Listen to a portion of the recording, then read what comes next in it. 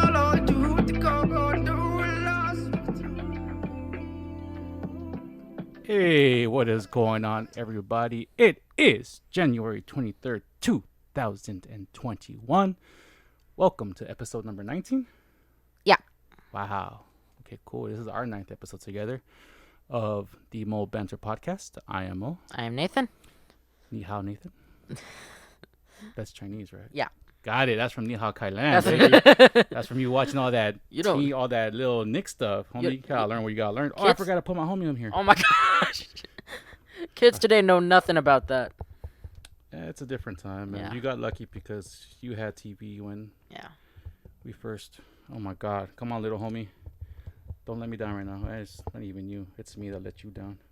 I keep excluding you from our thing here. All right, cool. Hold on right there with your legs, homie. Show us them squats. Show them why them beefy ass legs work. I'm just saying, the dude's got some beefy legs. He's not your standard lizard legs. All right, so I should probably tighten this up a little bit, but this arm is about to go as well. No.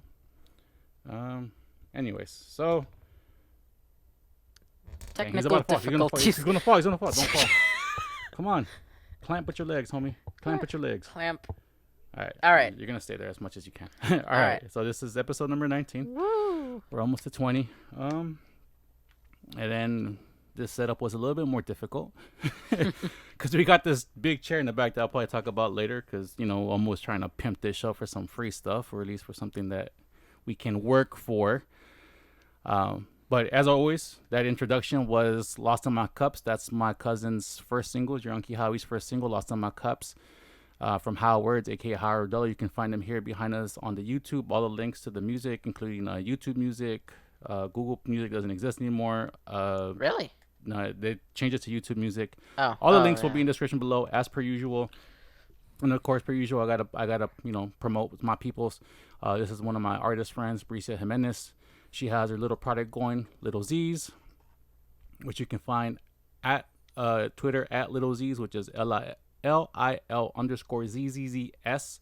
Again, from Brissia Jiménez at B Doodles. You can find Lil'zzz on Instagram. You can find them on Threadless, and you can find them on Redbubble. My nephew also has this thing going, worlds.co.shop at their website.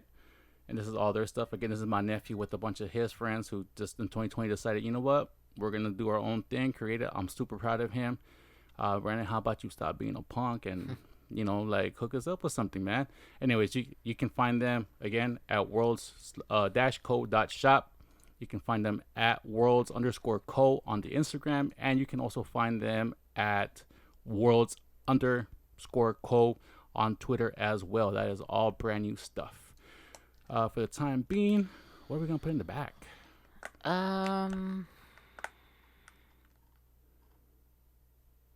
Libra. Libra? Where's Libra at? Right there. This Libra? Yeah. Oh, it is Libra. Oh, what color? It comes in different colors. It does. Wow.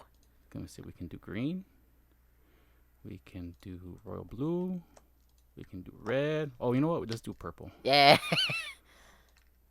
That looks nice. But this one doesn't have... Why you don't have the pop-out?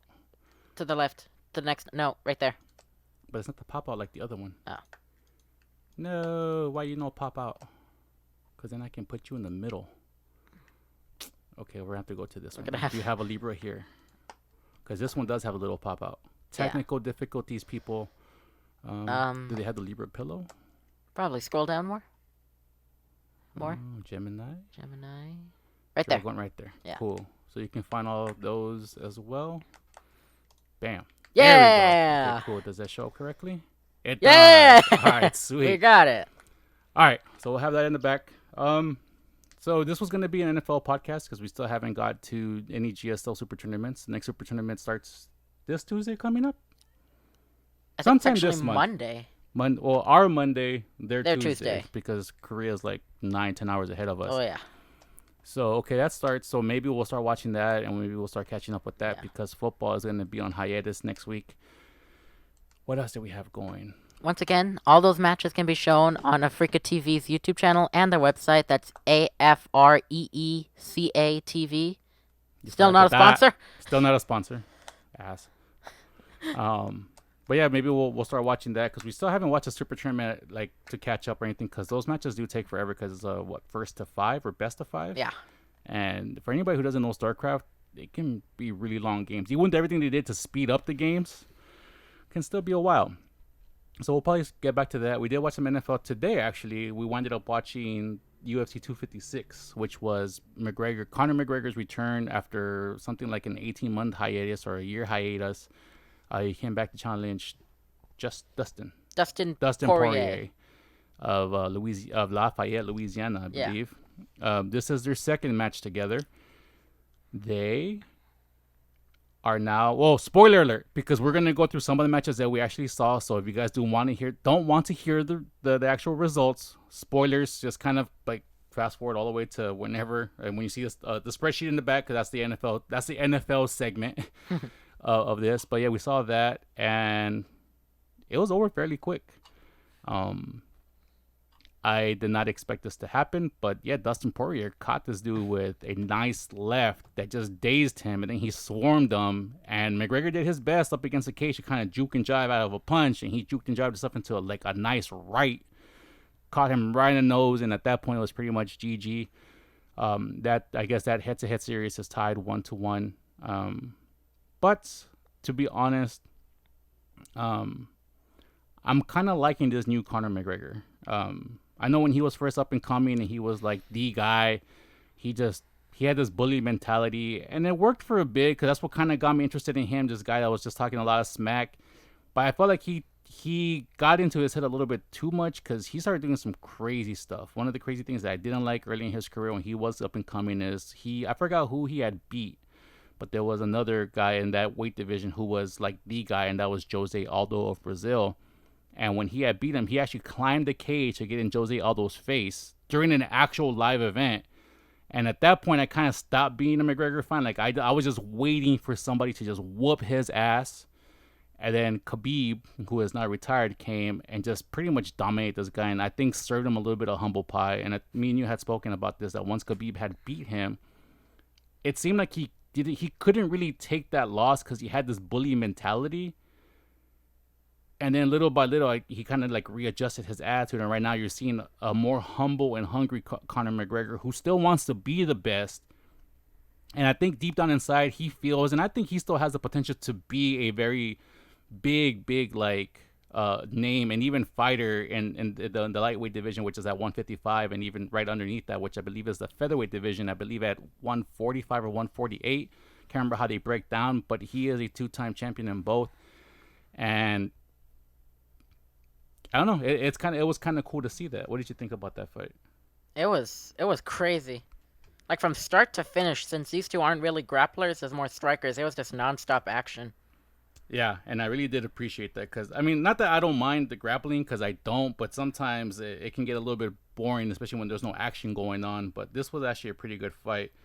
So I guess we'll go through, sorry, not 256. We were watching UFC 257, which was an ESPN broadcast. So we saw 3 fights. No, we saw 4 fights altogether, and for the most part they all ended pretty quick. So the first match that we came into, and again, we're gonna go through the results. It's gonna be really quick and simple. Just what happened, how they lost, moving on, and like some insight, moving on.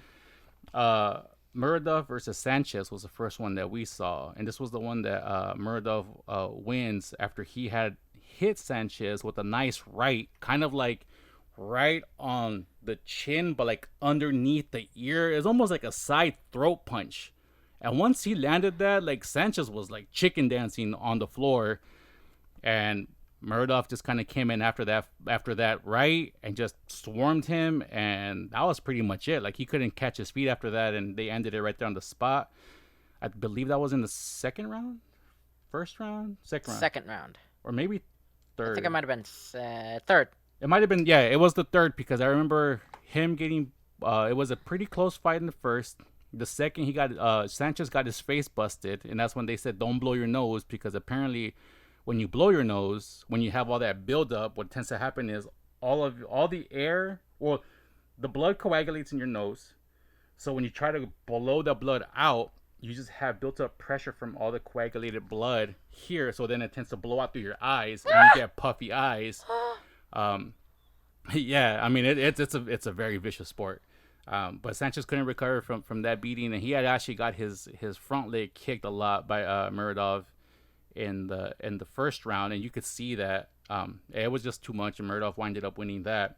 I didn't catch the weight on that, so my apologies, but that was the first fight that we came into. Then second weight, again, I didn't catch the weight of these women either, but it was Calderwood versus I.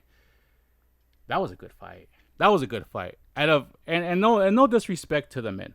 I get it. You know, sometimes the men are a little bit more, we'll call it calculating, because I mean most of these guys in any weight division kick my ass. I don't have any training. I will be one of the guys that talks mess about what they do outside of the ring, but inside the ring, I really can't say much, because in the ring, man, you put me up against a guy that's 130 and I weigh this guy currently by like 60 pounds, it's not gonna fucking matter. This is gonna whoop my ass just based on training and the way they're able to just throw strikes, whatever. So in the ring, I can't. But women tend to produce the best fights in the UFC. It doesn't matter what two women. Like, it can be like very bottom of the division, very top of the division. All you know is when you see two women fight in the UFC, there's going to be bloody faces, bloody noses, maybe only one or maybe by both. You're going to see some crazy knockouts, because these women they're not there. They are there to win, but they're not there to just only win. They want to prove why they are, I guess, the best fighters in the UFC, that they're there to dominate whoever's in front of them. And sometimes I don't feel like I get that from the guys' fights. There's some guys that will find a weakness in their opponents, and then that's all they do for the fight. Whether it's just like they throw leg kicks, or like juke and jive, throw leg kick, leg kick, leg kick, leg kick, and then that's how they win the fight, by just leg kicking. And yeah, you get the win, but that's boring as hell. And I guess I'm not gonna call anybody out, because this will whip my ass. But I'm just saying, women just produce the best fights. So Calderwood versus I. Calderwood wins by unanimous decision. I had her halfway losing the second round, but she was just dominant. Just her striking, her kicks, just the way she was able to block and just kind of control that whole fight was a good fight. What did you think of that fight? Yeah, it was a good fight. A lot of back and forth. You think so? Yeah.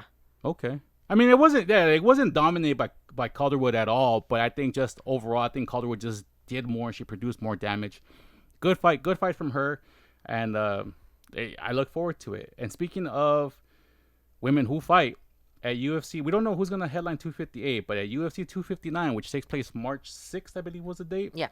Is Nunes versus Anderson. Amanda Nunes. She is one of my favorite fighters. Period. I don't care. Male, female, it don't matter. She throws fists. She is there to just kick your ass. I look forward to that. I look forward to UFC 259, Nunes versus Anderson, March 6th.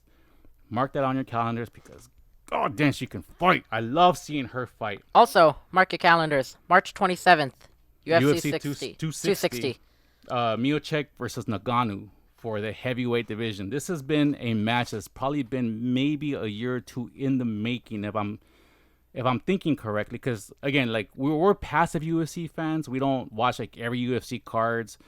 If you tell us like, oh, who's the up and coming this in this division, we don't know. We watch the cards that interest us because we've seen these fighters fight before. We've seen them. I guess you can call us mainstream fans, because if you're on a main event card and we know your name, we're most likely going to watch. And if we don't kind of know you and we're happen to be like at the house, like Uncle Steve's house or Grandpa's house, and they have the fights going, we'll watch them because it's on, but it's not something that we kind of really, egg to like watch, like I guess eager to watch the fights. Either we watch it or we don't, unless it's again like a Nunes, a Nagano, a McGregor, a Khabib. Who else? Like any big names. We'll watch them because we want to see that.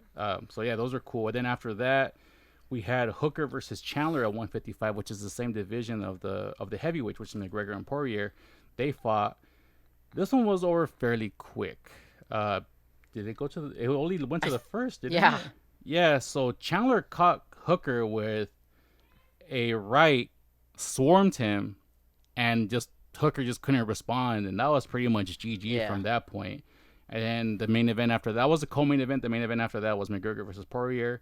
Like we said in the second round, Poirier hurt McGregor and then swarmed him with punches. McGregor tried to juke and jive, got caught with the right. It was GG, but you know what? McGregor took it in stride. He knew.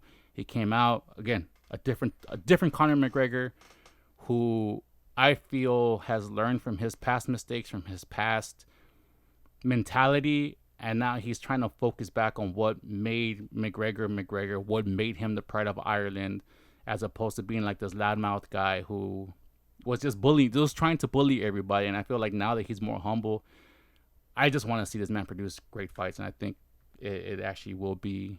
It will be a nice change in pace to seeing him come back. And I honestly, Poirier, McGregor, I want to see a part 3. They're already teasing a part 3. Since I don't think Khabib is coming back at all. He retired after his last fight and his last defense. His father passed away, and he said right there on the spot that he didn't feel like doing it without his father. This was a journey that he took with his father. Now that his father is gone, like, it's not that his passion is gone, but really, what more does he have to prove? And there's nothing else for him to prove. He is the number one. He is undefeated. He has, I think, like 6 or 7 title defenses under his belt.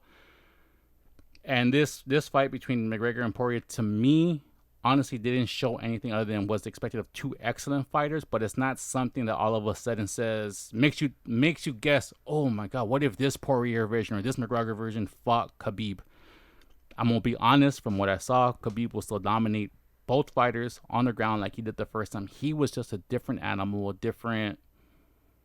he was just a different breed of fighter, and maybe not the most exciting, but he's one of the few grapplers who I felt, okay, yeah, he's pretty dominant. It's not just holding you and smothering you. It's like, okay, cool, I'm going to hold you, I'm going to punch you, I'm going to grab you from other angles and punch you from this angle. I'm just going to swarm you like a bear, like the bears that he wrestled when he was in his youth.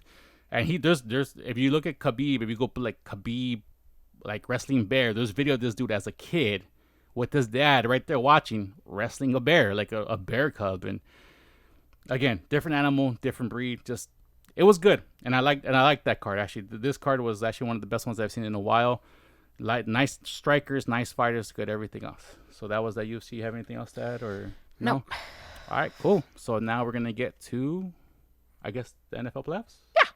Actually, I want to run off the matches for the upcoming Super Tournament. Let's do it after the football. Sure. At the end.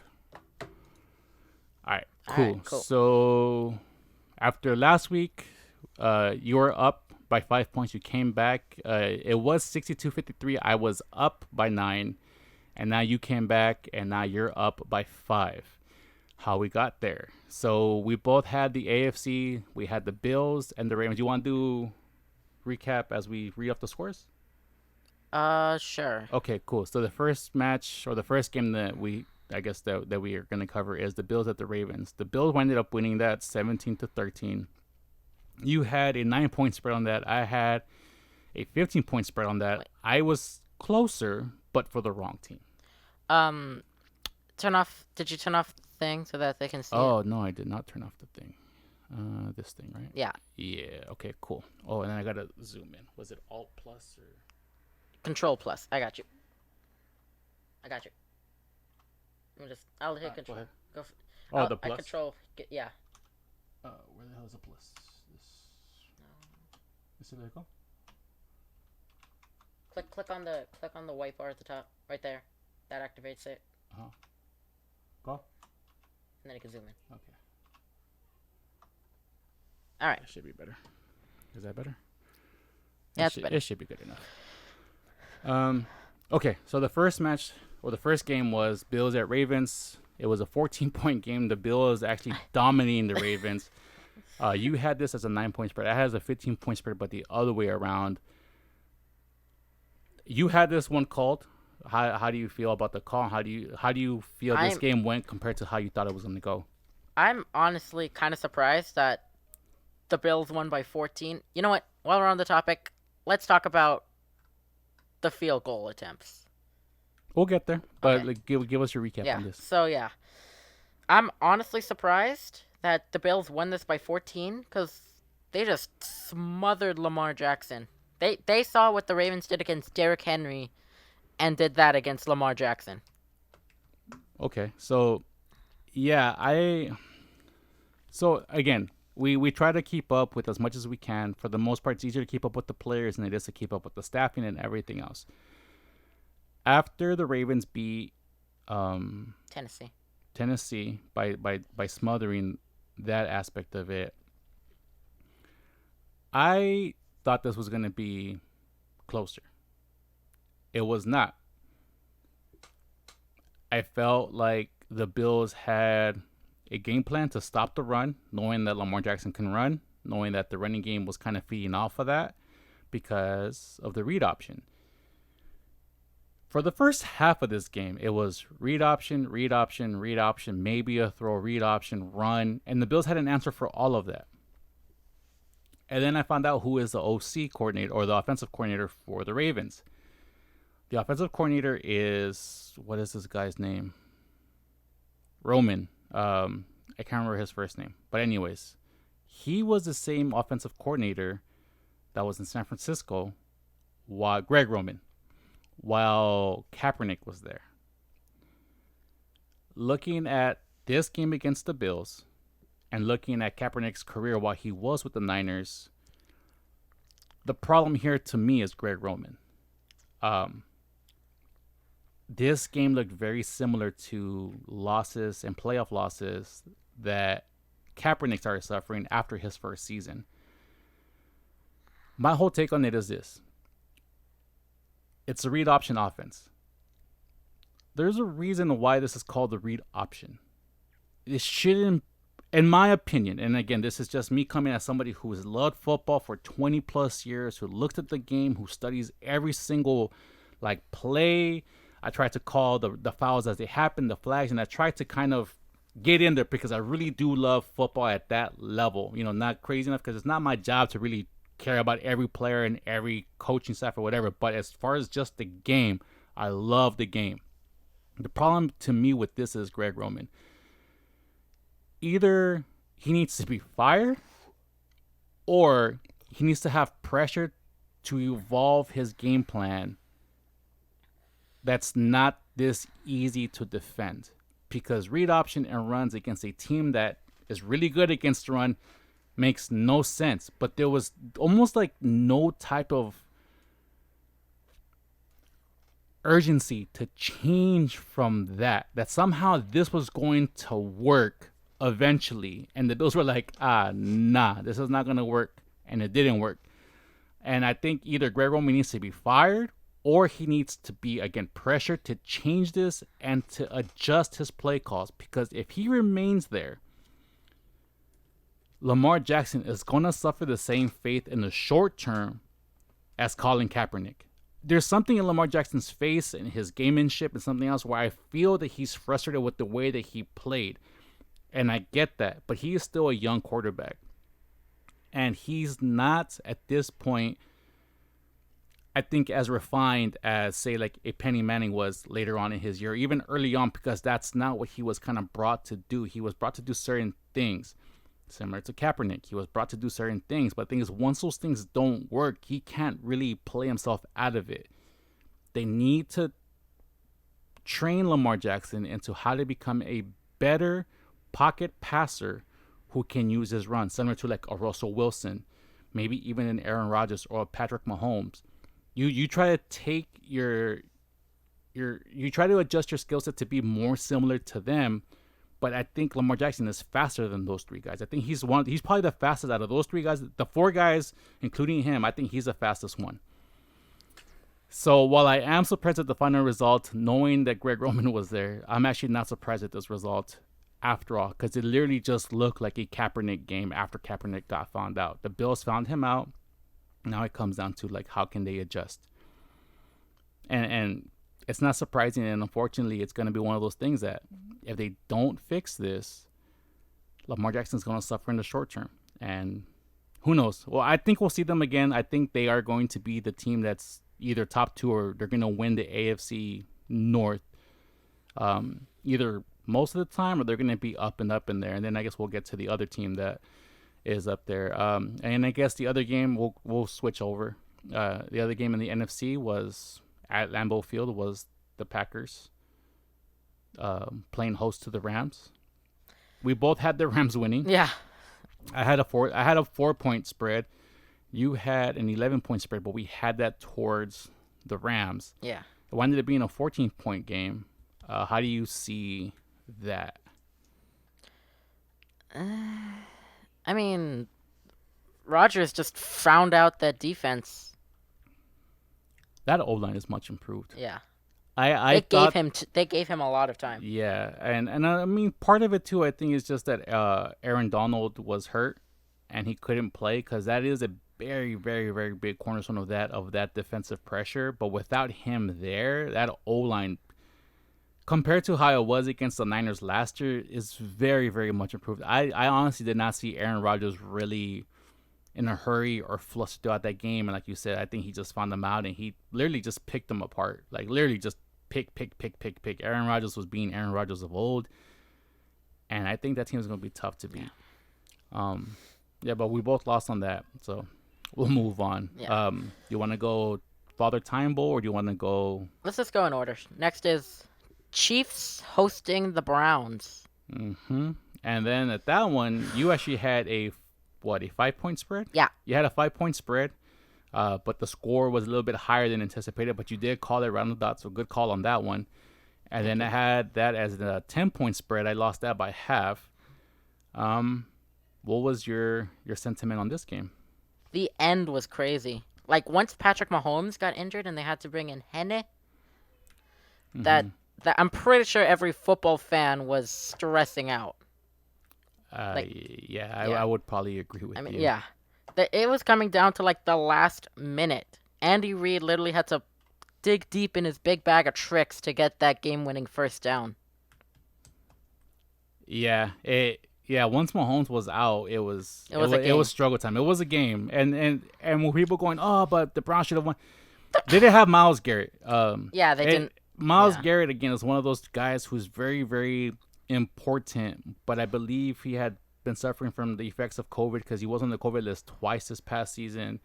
The coaching staff, again, coming from it, but it was still a 5-point game, and I believe in terms of defense versus offense, without Mahomes and without Myles Garrett on their respective sides of the ball and on the teams, I think this game was as even as could possibly be. Yeah. And the Chiefs just did enough. The one thing that I think actually changed the game, and damn, I had it on my phone, I can't remember, was when the Browns receiver caught it and tried to stretch out for the touchdown. Touchback. And it was a touchback, even though the hit was helmet to helmet. Was helmet to helmet, and it wasn't called. And I did actually see a story in which the NFL did not fine or will not fine the Chiefs player who committed to helmet. And the story goes to say that the most likely reason why that is because since the game was only 5, and that touchback led to 3 points right before the half for the Chiefs, you're talking about at least a 9-point swing if you take away the extra point, because you don't know, and we'll talk about those later. The extra points were not automatic this weekend at all. Like, no, they were not automatic this weekend. None of them. Not even indoors was those guaranteed. So I want to give the NFL the benefit of the doubt, but you cannot be screaming player safety, player safety, player safety, player safety, player safety, and say this, and then when something this gratuitous happens, because in real time. Yes, in real time, look, we made a mistake. We didn't see it. I get it. But there is a pylon camera. The NFL specifically puts cameras everywhere. I understand that call at that moment cannot be challenged, cannot be reviewed, cannot be anything. So in real time, the call was made, fine. But now that you're a week later and you have indisputable evidence that an illegal hit was made, look, yeah, you messed up. But at the end of the day, look, you give the ball at the 1 to the Browns under the rules. It's quite possible that the Chiefs maybe hold, and maybe they don't get a touchdown, and maybe all they get is a field goal, because we saw that a lot that weekend as well. And maybe with everything playing out the same, maybe it's a 2-point game and not a 5-point game. But if you're gonna be player safety, you have to find and you have to say, yes, our bad, we missed that, and they're not doing that. Yeah. And that's It's moments like this that make me prefer the XFL. yes. I will say that out of all the things, I understand that the XFL probably didn't have the talent pool that the NFL had, but much like the AAF and the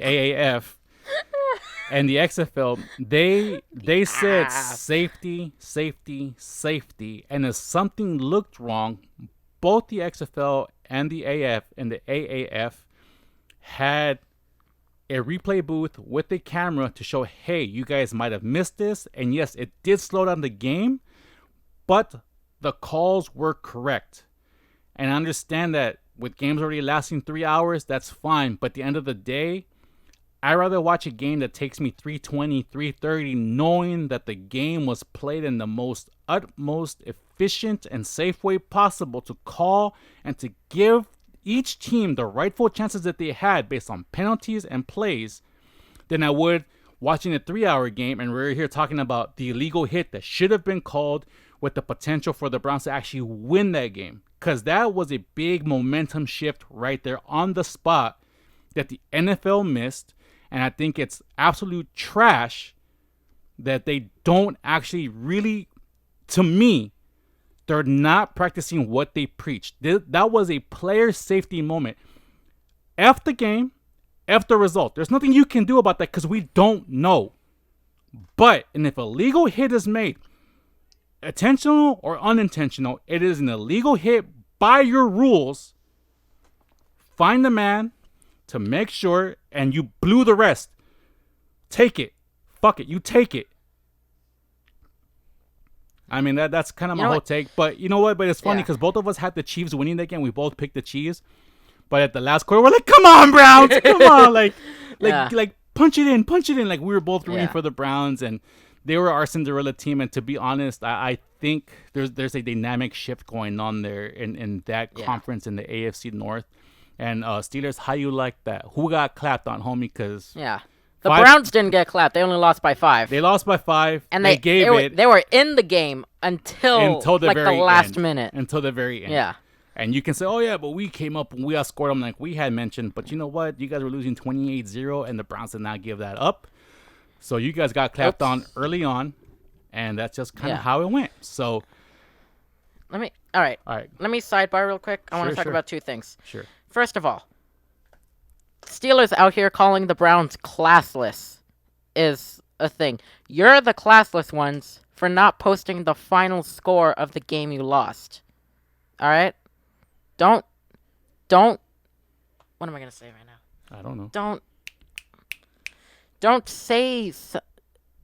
Do not say. What? No. Are you trying to tell the Steelers pretty much like don't go out there judging people for stuff that you yourself are guilty of doing? Thank you for that. Okay. Because they posted the score. Even if it was just with the caption final, they posted the score. They handled that loss with dignity. You did not. And you know what? I'm gonna agree with that because the Steelers. And again, I hope you guys caught the video from Urinating Tree that we did post in the last one because it was a funny video. And that's kind of what I felt towards that organization for a long time. Every player who gets there is worried about their brand, about their name. You're doing all these stupid TikTok videos and you're dancing on the stuff on people's logos with the same stupid ass dance. Then you get cracked on by the Bengals, and then you guys are going to go out there and just talk mess about everybody else. Look, all of you young fools, I don't care who you are. If you guys want to step up. I don't care. Again, I'm just some old middle-aged dude with this son here, and I'm going to be the one talking mess. I'm going to be the one talking shit because you know what? My ass is going to cash that check. Straight out.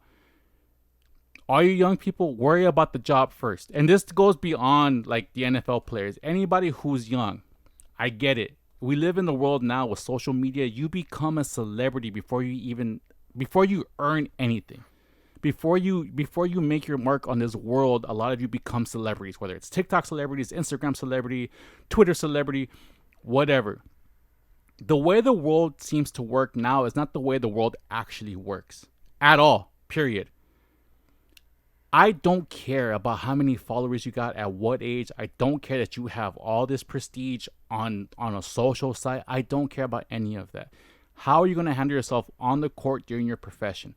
If you cannot be a professional, if from August to, we'll say the end of December into February, if your team is in the playoffs, if through that part of the month you are more worried about your image, you are more worried about how you look, how you are perceived, how your social media following is trending and all this other bullshit that doesn't mean anything, you know what? I've lost all respect for you. And the Steeler is full of all that type of wrongness.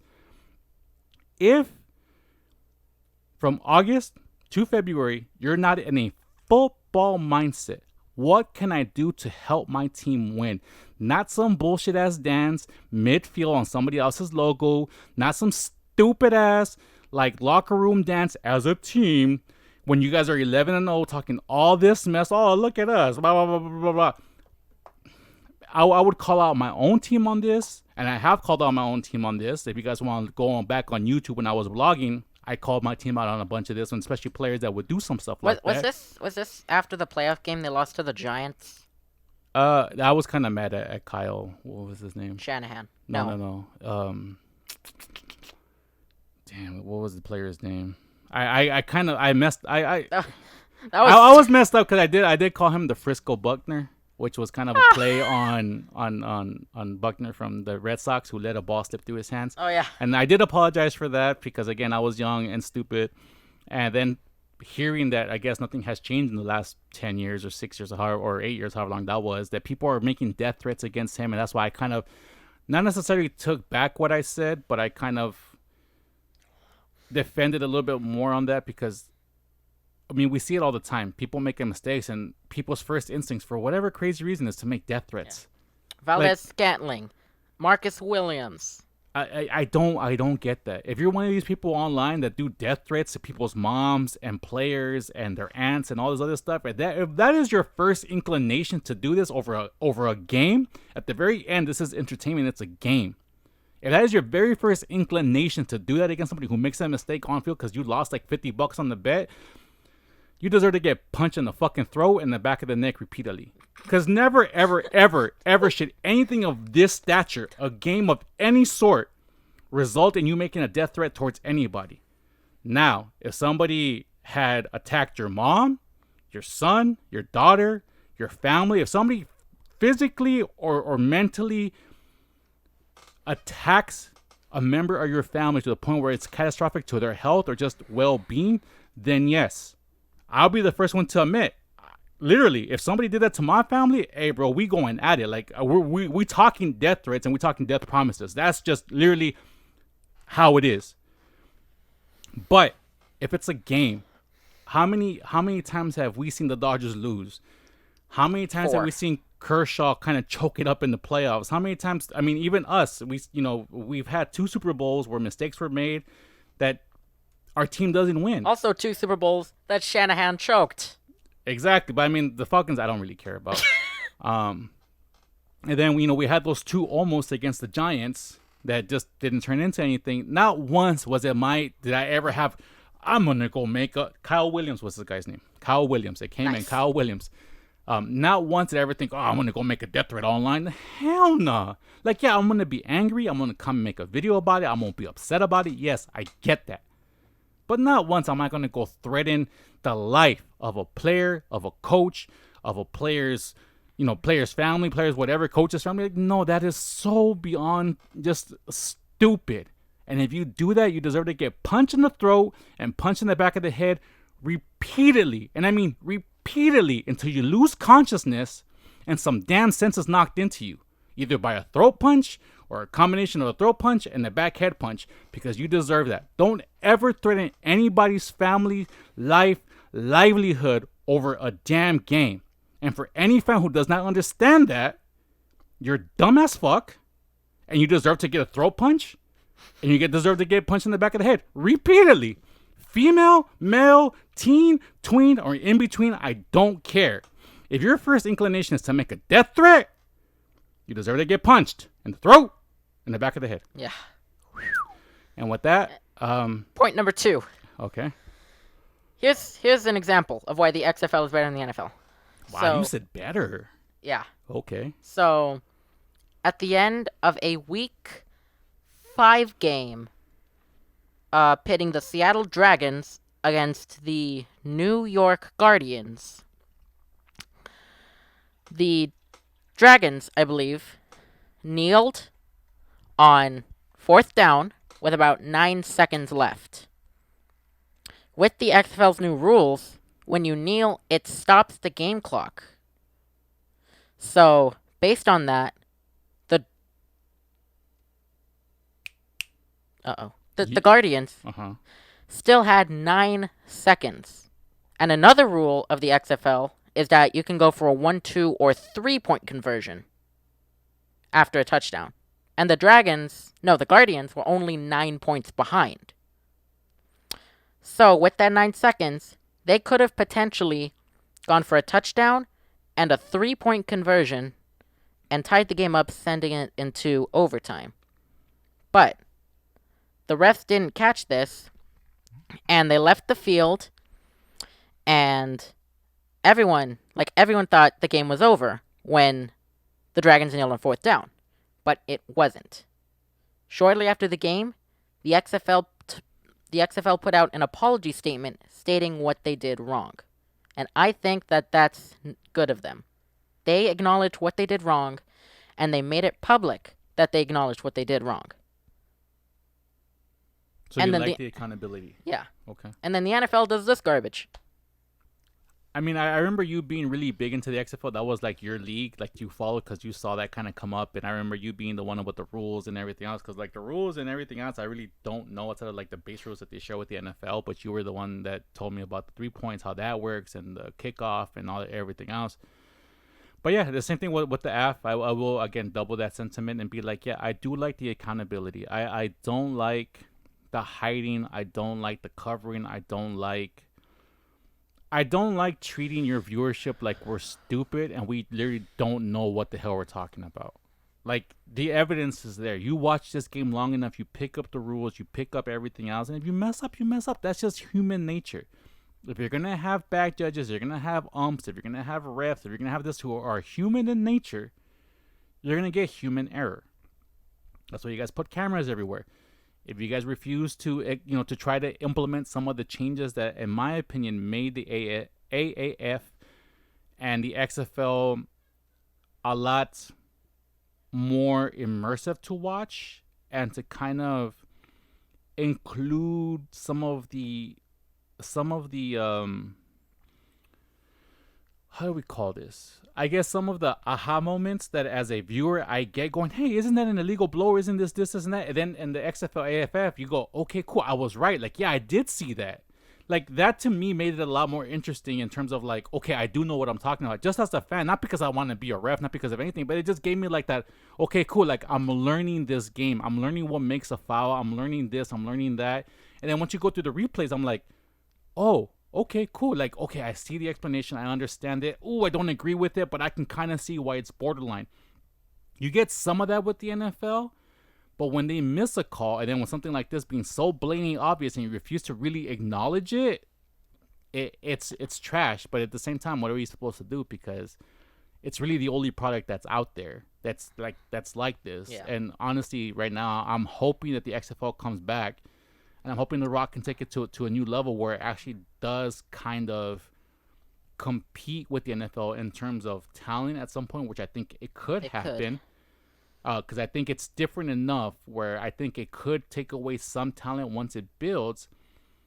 And I really just want a safer game, but I also want a game that holds more accountability there and is not so worried about its image that it tries to sweep mistakes under the rug. And I think the NFL does that so many times. And it's very upsetting that you're going to, again, preach player safety. But when something big happens like this and you try to sweep it under the rug, it's garbage and it's trash. And I can get into this whole political thing about why that happens and why it occurs and why this, and that. But I'm not going to do that. I'm just saying that it's in the back of my mind. And that literally needs to change. and you guys need to hold yourselves more accountable and really start practicing this player safety stuff. Yeah. But again, good call on that spread for the Chiefs because we kind of went off on a tangent there. And but that was a good call on you, 5 points, and that was really good. Thanks. And then me and you had, I guess now it's the last game. It's the Father Time Bowl. Yeah. This was Drew Brees versus Tom Brady. Drew Brees with pretty much his mainstay team for like the last 12 or so seasons in the Saints, and this is the GOATs. I mean, I'm sorry. Like, I'm a Niner fan. My favorite quarterback of all time is Steve Young. I love Steve Young. To me, nobody will ever take the place of Steve Young. But Brady is the GOAT. Yeah. He has the stats. He has the rings to prove it. And his run with the Bucs here proves that he was more essential to the success of the Patriots Than Bill Belichick than was. Bill Belichick was. Bill Belichick to me is the best like football mind ever. Like, this dude's football mind is insane. But you need a player to execute your plan, and Brady was that player. Brady is that player. He was that smart that what you told him to do, he could accomplish. He's showing his adaptation. He's showing his flexibility because he went to an offense that's slightly more high-powered, where he's being asked to throw the ball downfield a lot more, which he hasn't done for a very, very long time. And he's finding success. He's literally one victory away from going to the Super Bowl with a different team on his first season, while Belichick's team and the Patriots didn't even sniff the playoffs. They were like out of it by like week 9 because everybody knew they weren't going to make it. The little brother from up north.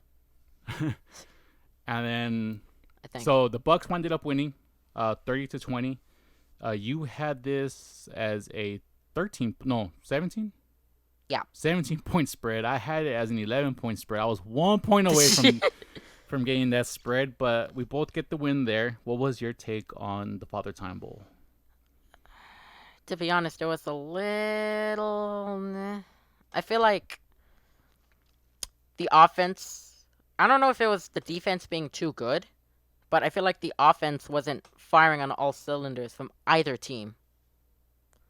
But... Wasn't it windy? No, it was indoors. Never mind. Oh, yeah, the Superdome. It was indoors. It was the Superdome. They were indoors. The Bucks... I forgot who it was, but there were like 5 dropped passes across the team. Evans had a couple. I think Gronk had one. Gronk had a couple. Almost everybody. Yeah. And it seemed like that was kind of everybody. Everybody had trouble holding on to the ball. There's so many plays because even on the Browns, same thing. Like, so many first downs, so many swing passes. Even Nick Chubb's had like a couple like drop passes for that game that just could have extended a lot of drives. And I felt like that was just kind of everybody's MO this weekend. Like, there was a lot of dropped opportunities, and it was just kind of crazy to see how many dropped opportunities and drop balls there were. Because I'm not really expecting to see that at a professional level. Like, maybe 1 or 2, but there was like at least like 5 or 6 like key drops in each one of these games. You go, what the hell is going on? And yeah, but the game wasn't too terribly. Like, I guess it was one of those things where the defense was really good, and then when the defense stopped being good, that's when the offense took over, and I think that's where the Bucs kind of won in the second half, because I believe it was 13-13 at the end of the first. So that means the second half it was 17-10. Yeah. So I mean, for a half, that's not 27 points between two teams. It's not a bad tally, but like, yeah, the first half was more. Also, the defense. Saints got screwed over twice. 2 big plays nullified by penalties. Yes, that was another thing that was big this weekend. So many holds, so many just bad fouls. The Browns had a few, the Rams had a few, the Ravens had a few.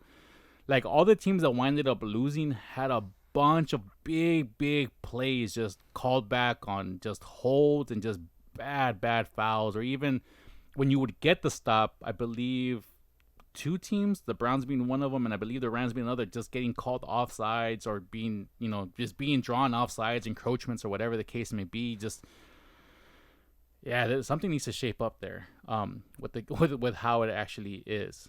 So, you have anything else to say with the Father Time Bowl? End of an era, definitely. Do you think Drew Brees is? He didn't announce his retirement, did he? Philip Rivers announced his retirement. Yeah, Philip Rivers. I'm pretty sure Drew Brees announced his too. Let me look it up. Okay. Yeah, so I guess to top that off, Philip Rivers announced his retirement. I believe he has the stats to be a Hall of Famer. I wouldn't put him up there in the all-time best category just because I don't think the man ever went to a Super Bowl. If you, in my opinion, if you at least sniffed it, if you were there and you finished second place, that's kind of how the sport goes, unfortunately.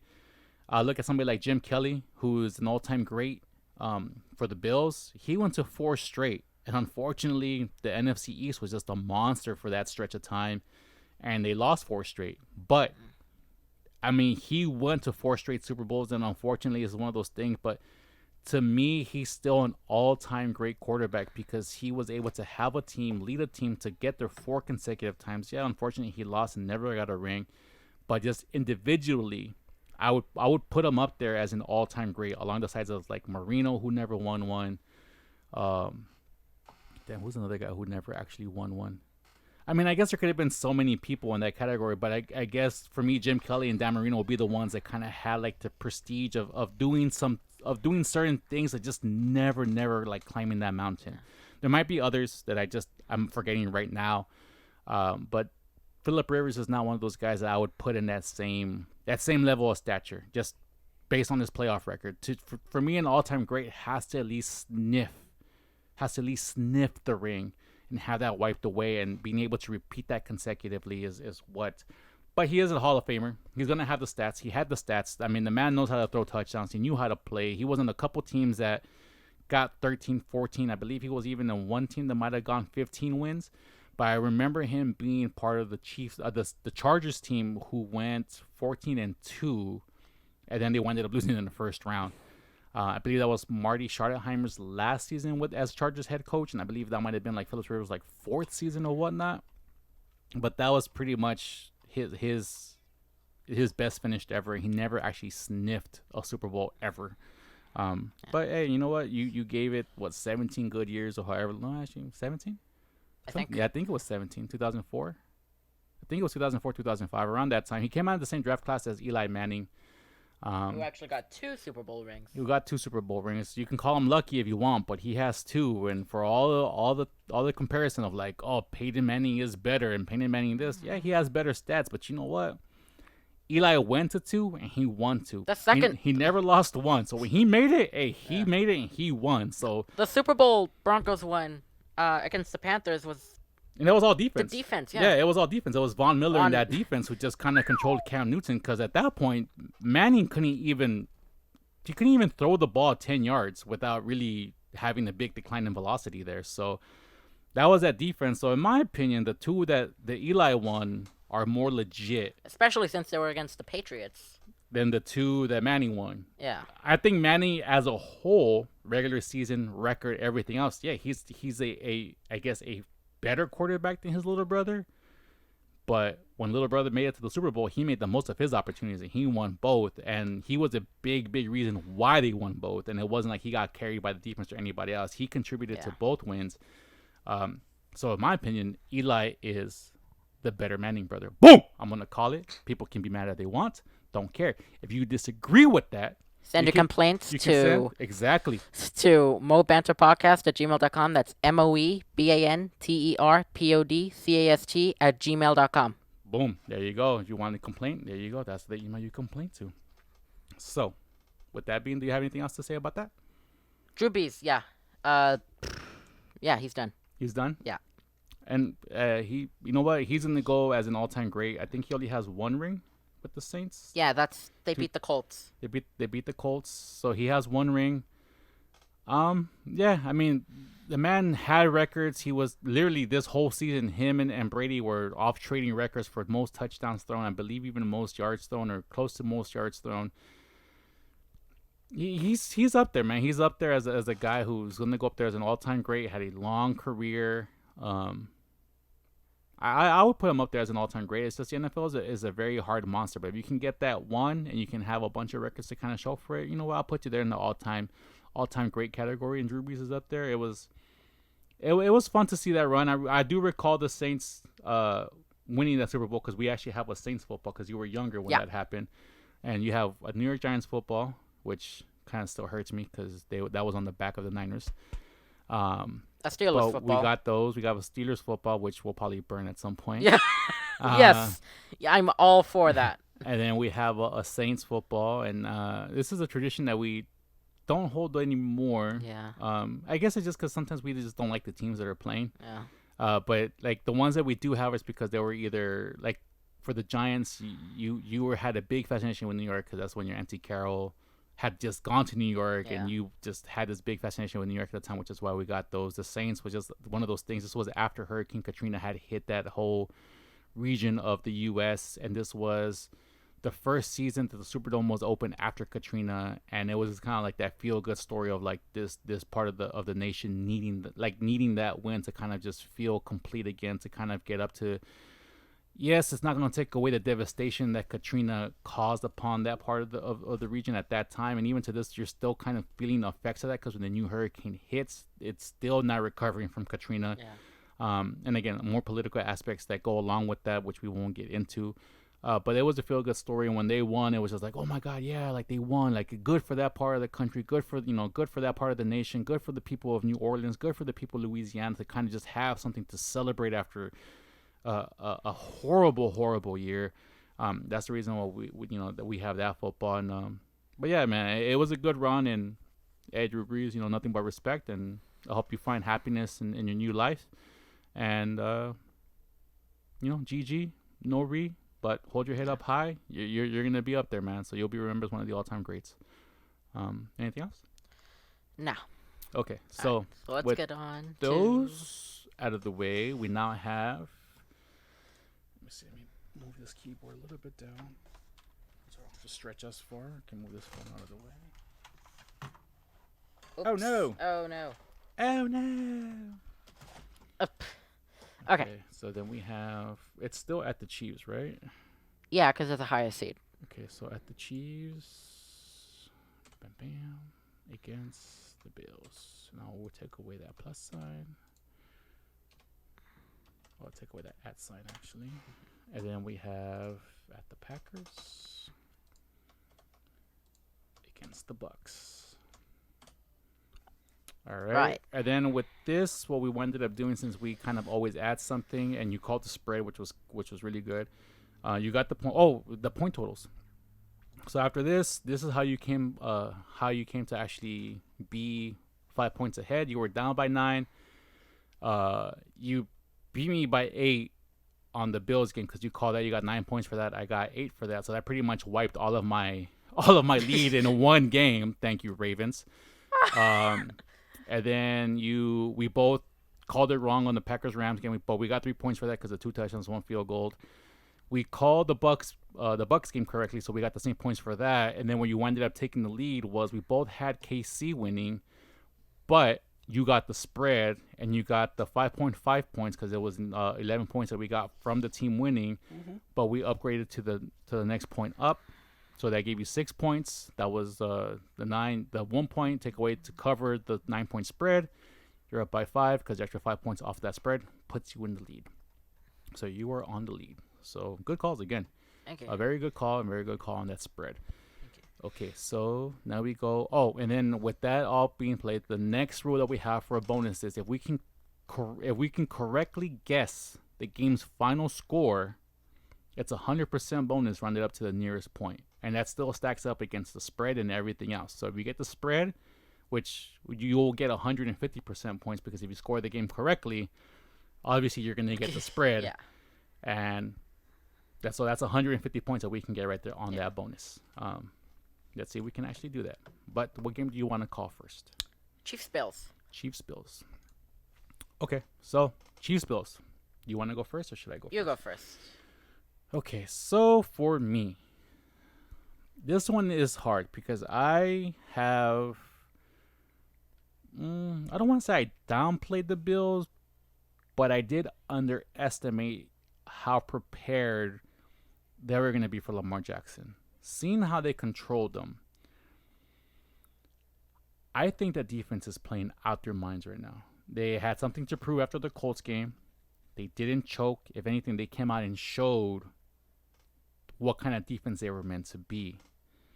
That offense is is kicking. And the only reason why they didn't score more in that game against the Ravens was because the wind just made the ball float off of the lines, and you could see it. When you can see the replays, you can see that the ball should have been there, but the wind either carried it to the left, to the right, made it just fall on its face like flat. Like the wind was just disastrous in Buffalo.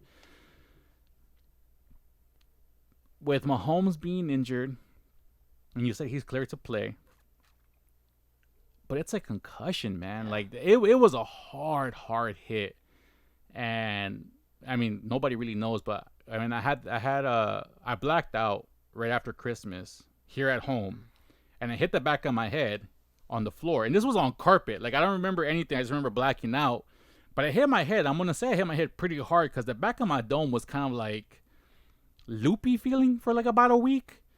And when I came back, I just tried to do my basic workouts that I had already been doing for a couple months, push-ups and sit-ups and squats and stuff like that. And my head just kind of felt lightheaded just even doing that. Mahomes is a highly like specific, like honed machine, the Mahomes machine. I'm gonna say he didn't practice until like maybe Wednesday or Thursday, after going through the protocol that they have to go through in the NFL. He got cleared to play. I don't want to take away anything from Mahomes, but that's not an easy thing to come back from. And if he gets hit again, he's going to feel it more. Even if it's not a hit to the head, just being shaken, like it shakes your equilibrium. Like you just don't feel right after being hit in the head that hard, because your brain's not supposed to be hit that hard. And with the Chiefs playing the way that they're playing, they're going to make it to the fifth Super Bowl. They're going to make it to the fifth Super Bowl. I don't want to bet against Mahomes. I don't, because he's one of my favorite young players up and coming. But I don't see how they can be at 100%. And usually I would say that Mahomes at 80%, Mahomes at 90% is better than most of the NFL. And I think for the most part I would be correct in that assumption. But the Bills have a top defense. They have a really good offense.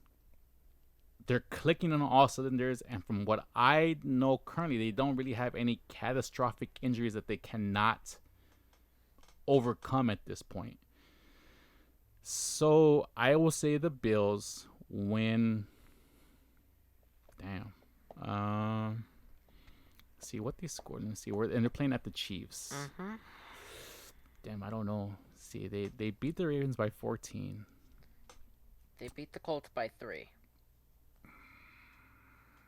I'm gonna split it and say, I'm gonna say it's a 6-point game. 6.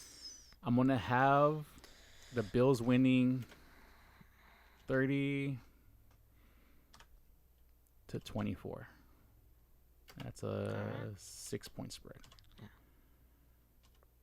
Yeah, I'm sorry, my homies, but I gotta go with my gut on this one, and I think it's just that's too big of an injury to go up against this Bills team. So I'm gonna say, I think it's still gonna be a good game. I think it's gonna be a little bit more high scoring game than we've probably seen from both teams. But I think it's gonna be a 30-24 game in favor of the Bills, and the Bills will make it to their 5th Super Bowl. Okay. So my turn. Even if Patrick Mahomes gets injured, I feel like Henne, or whatever his name is, Henne, can do enough to fend off the Bills' defense, especially since the Chiefs are most likely not going to have a running game. Both Le'Veon Bell and Edwards-Helaire are questionable to play. And that means they're most likely going to focus more on passes. And from what I could remember, the Bills didn't have the best passing defense. Also, one of the Buffalo Bills running backs is out, who actually played a lot of snaps this year. And they also have one of their main cornerbacks out, as well as an offensive tackle and a tight end. So even with all the injuries on both sides, I don't see the Bills' defense doing enough. Even with Mahomes injured and Henne most likely going to be coming in, the passing game is still too good. So I say the Chiefs take it Okay. What's your final score with the prediction on spread that? of. Again, with the injuries, it's going to be a bit of a low-scoring game. So I'm going to say 24 Dick. to 21. A 3-point game. Yeah. Okay, so we got kind of equal spreads. Okay. Cool. I mean, I can see it going. I'm just, again, I'm not trying to compare myself to Mahomes. I just remember what my head injury felt like, and I am not that finely tuned in. I understand that bodies are different, but if this was like an arm injury or a leg injury, a muscle spasm, a cramp, even like a rib, like we saw with Aaron Donald and Myles Garrett, COVID, all that other stuff. I get that from a physicality standpoint. These men are way stronger, way more fit, way more gladiator-esque compared to what I will ever be in my life. But the brain is the brain, the dome is the dome, man. There's certain parts in the anatomy that is equal amongst all. And when the brain is shooken up, that's what has me going with the Bills.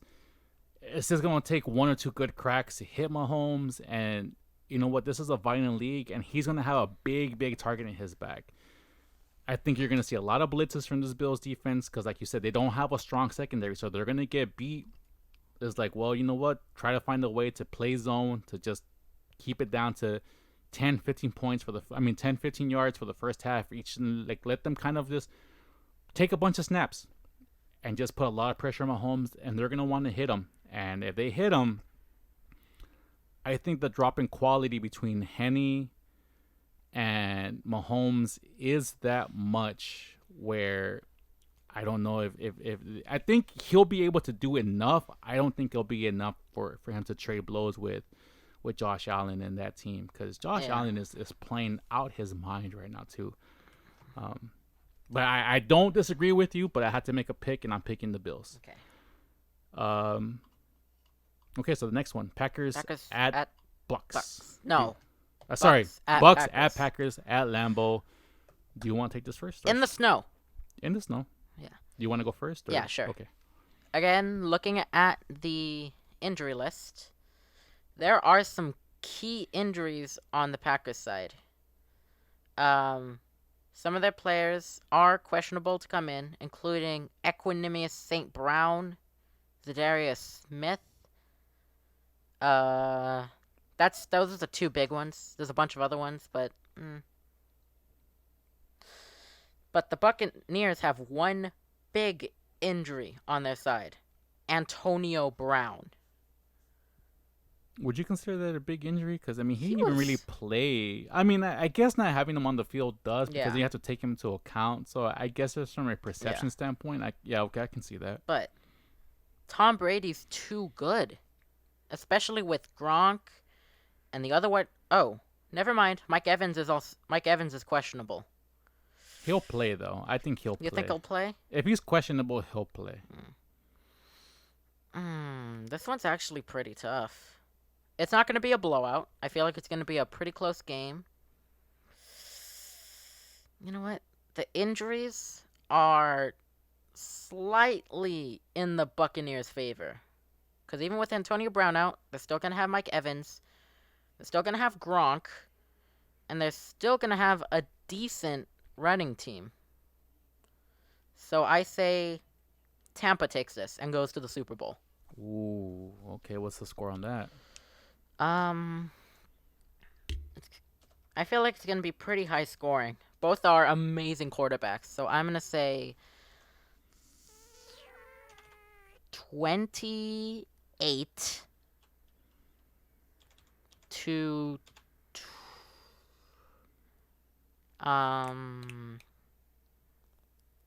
that's not 20. 8 points. Yeah. Damn. Okay. So this one was the one where I kind of, not necessarily struggled, but I kind of had to go through it. I'm just going off based on last week's performance.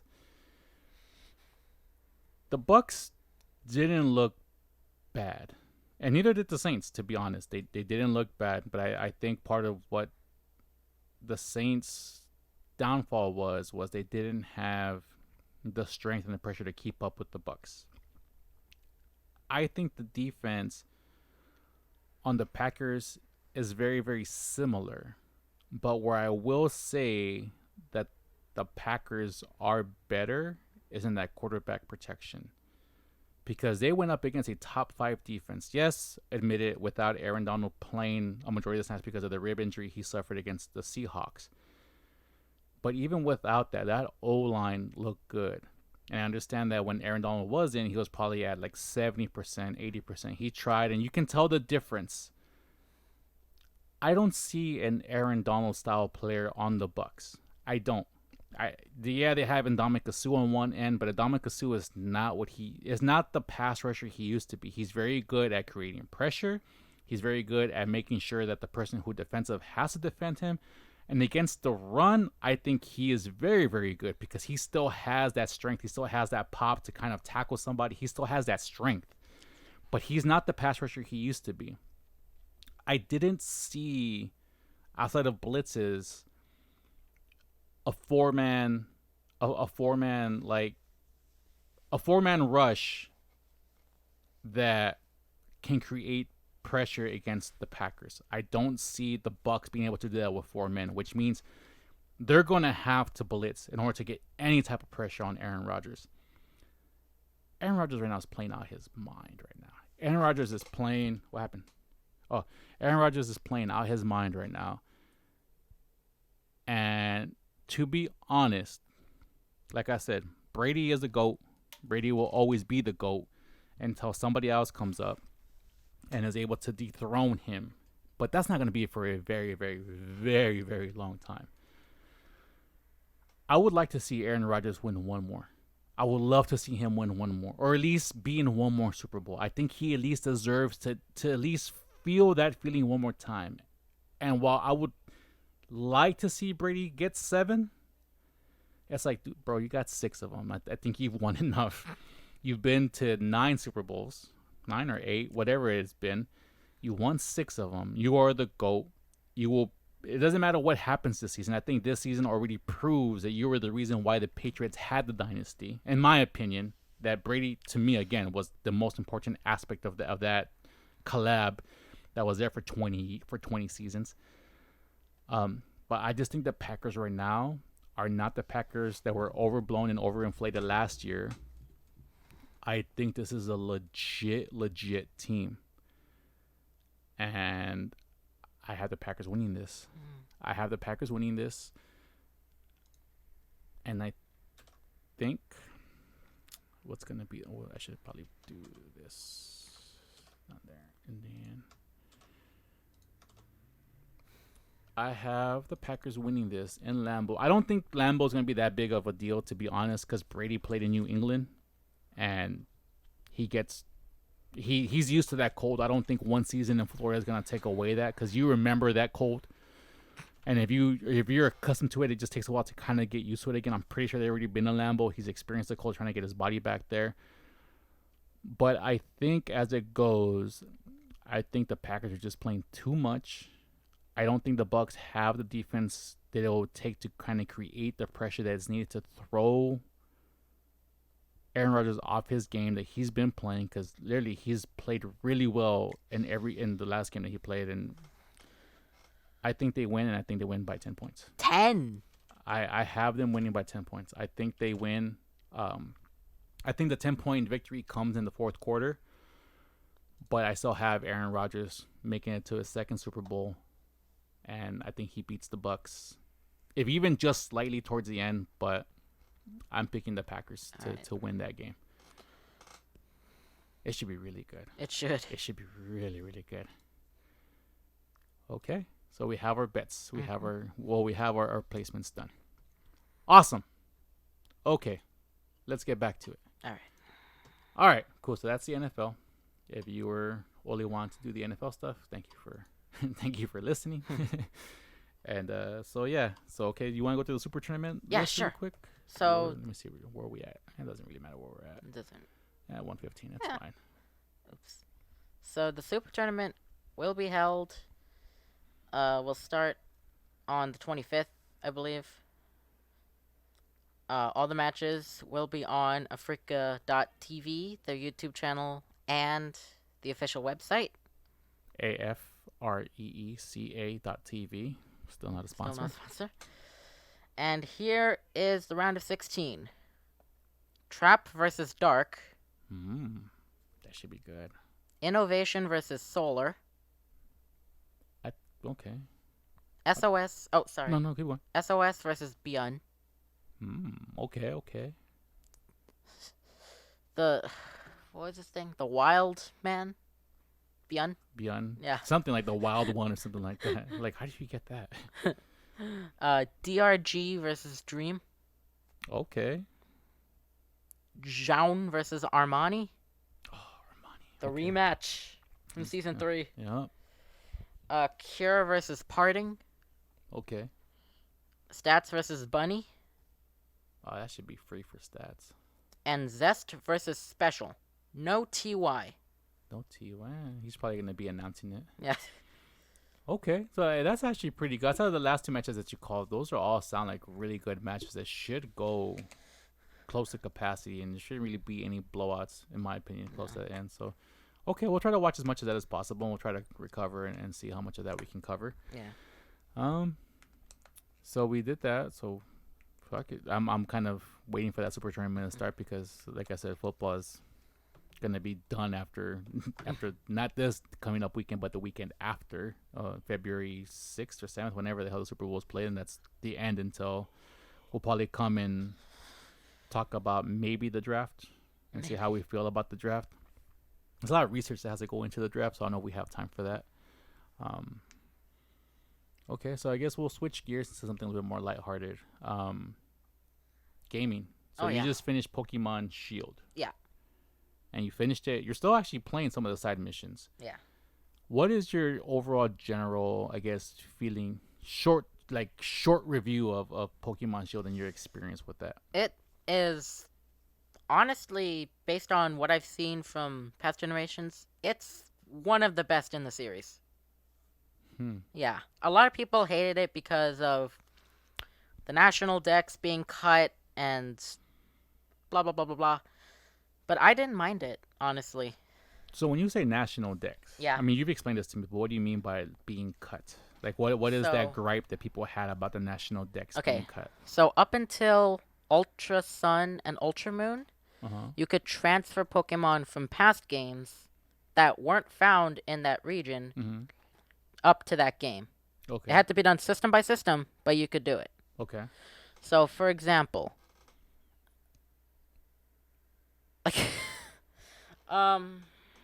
So I mean, Screw it. basically, just the Yeah. the short and simple. If Yeah. you played an older game Yeah. in the series before a new one came out, Yeah. which again kind of had like its own deck of characters of Pokemon you can catch within that game, you could still, like, say a Pikachu wasn't found in the later game, you can get a Pikachu by trading from an older game to that game, and it wouldn't be an issue because you could actually do that. And I guess the same is not. No. So I mean, I get the gripe, and me and you have spoken about this. But how do people expect this to happen when these are the only two games on the Switch currently right now? Like, what was the general consensus of how they expected this to be alleviated on a platform that currently has two games? There's no backwards compatibility with GBA or DS or whatever, like there was with DS titles, 3DS titles, 3DXL titles. If it was on a handheld, for the most part, there was always some sort of backwards compatibility within the code structure to allow this to happen. But when it's on a new platform that has no Pokemon history whatsoever, and there's only two games in this, and it's not as simple as like, oh, you can just trade from the DS, because if you're gonna trade from the DS, the assets, the art assets themselves, all the coding that goes into one Pokemon has to be there to support that as well. So how did the general populace expect this to be addressed with a system like this and this type of? Because you can still transfer Pokemon through the generations. Like if you have, I don't know, let's say a Mr. Mime. A Mr. Mime from Red or Blue, you can transfer that up to Sword and Shield. But if it's a Pokemon not found in the Galar region, which is where Sword and Shield take place, then you can't transfer it. The data is not coded in the game. And yet, but hold up. So you're saying that Mr. Mime is found in that region. Yeah. So obviously they have that there. Yeah. Can you find a Mr. Mime on Sword? yes, but they made a Galarian form for it. So it's okay. So Its animations are still, its animations and assets are coded into the game. but they're in that region's form. Yeah. So if you let's say you had a Mr. Mime on an older one, Yeah. and you trade up, will he be the OG Mr. Mime, or will he be the Galarian? Does he get transformed into a Galarian Mr. Mime based off of that? He'll still be a Cantonian Mr. Mime. Okay. So again, I understand where the general populace is coming from, and me being 15 years in QA, 15 years around developers, 15 years of doing all this. What people need to understand is, okay, cool. They had a Mr. Mime there. When you create something in a world, like say a Mr. Mime for this example, all you have to do, if the animations and the attacks are all there and they're all very similar, is just swapping the color of the character to kind of fit what you need. But once you have the base model there, adding color is not that big of an ordeal. But if there's no software there, there's nothing that shares this system, that's a lot of work. So let's just say the first original 150, because you cannot find those in Sword and Shield, right? Okay, The Dragonite line isn't in the game. Squirtle and Bulbasaur just got into the game with the DLC. okay. Yeah. What else? I think all the Alola forms are in the game.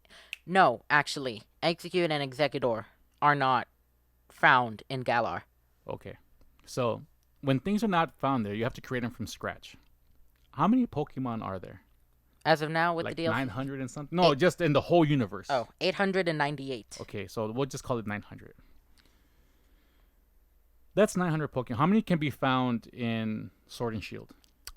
Something in the realm of 400. Okay, so we'll say half. So that means 400 Pokemon were coded, designed, animated, colored, or whatever from mostly scratch. Like there might have been some borrowed assets or some borrowed code from some other actions on the DS side, which I think is not too far off me saying it, considering that the side panel looks like one that you would find on the DS when you fight. I seen your side panel of how the Pokemon looks. It looks like they still got the 16-bit sprites there.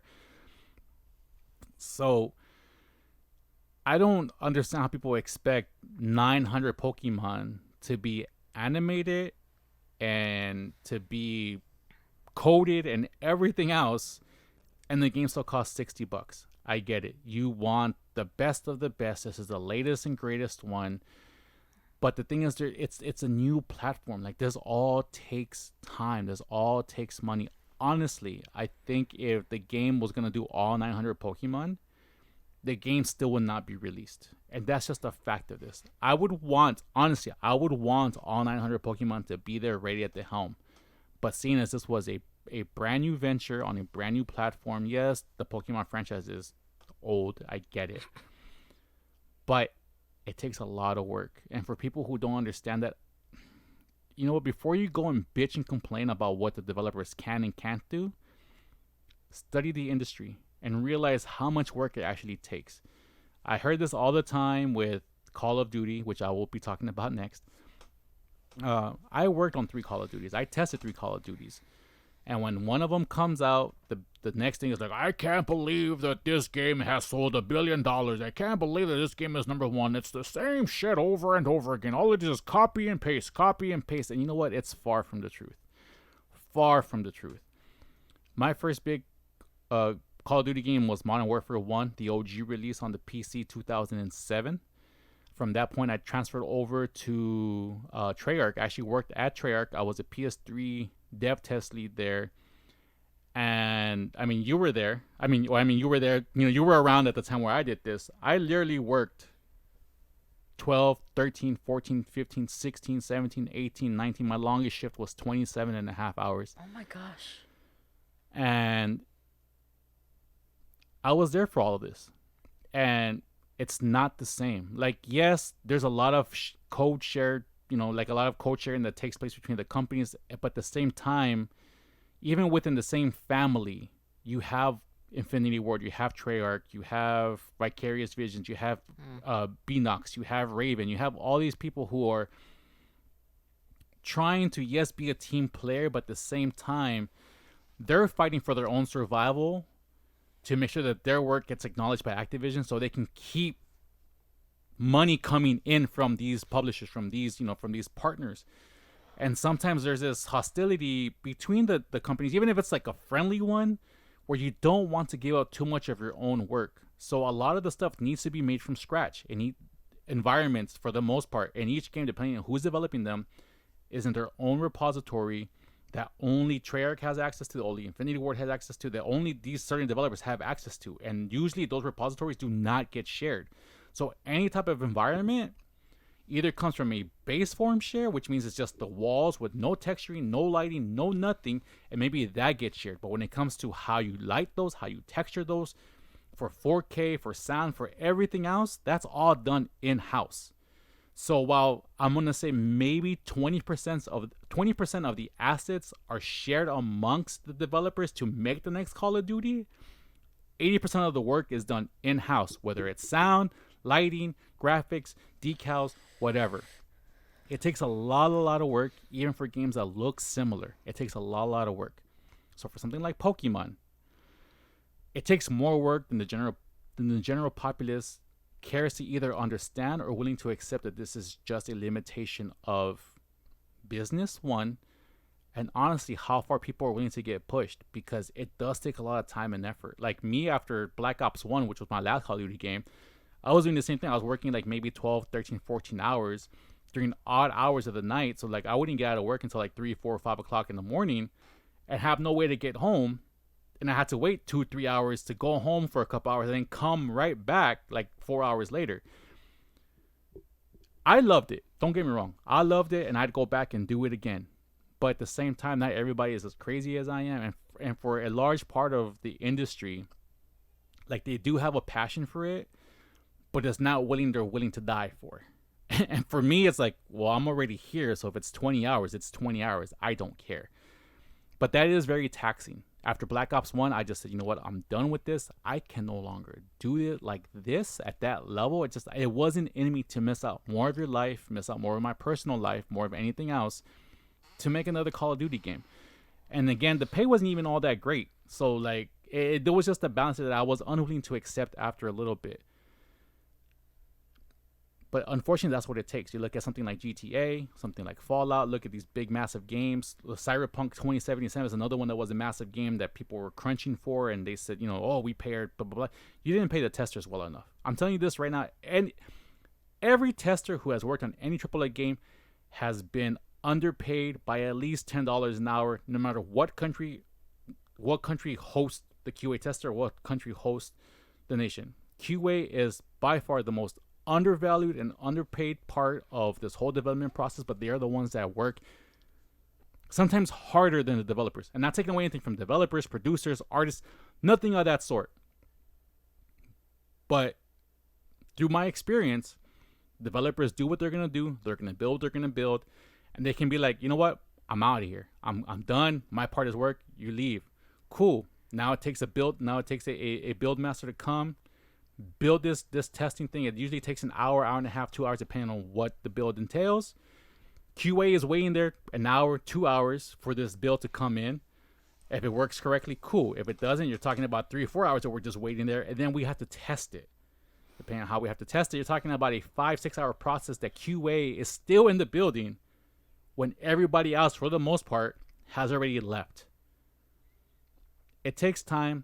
Some people don't have the patience for it. They don't have I don't want to say not the passion for it, but they just don't have the type of psychotic mindset that sometimes you need to test these things and develop these things. And it just takes that. And you know what, like maybe for a while you have that, like I did, you would have to pay me a lot. And I mean a lot of money for me to consider even working more than 10 hours in a day. Like if it's like, oh, okay, cool, you're going to get paid $15 an hour, but you're going to be working 16 hours a day. No, I'm not. You can give this job to somebody else because I don't want to do that no more. But if you're paying me $30 an hour and be like, hey, are you okay with 16-hour days? Yes, because a time and a half, that's money. And I'm all about the money.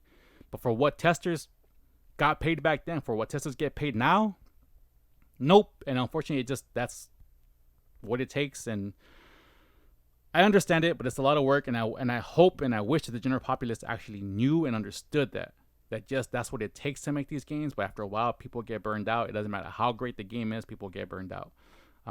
But I see you have a lot of fun with the Pokemon game, which I'm happy about.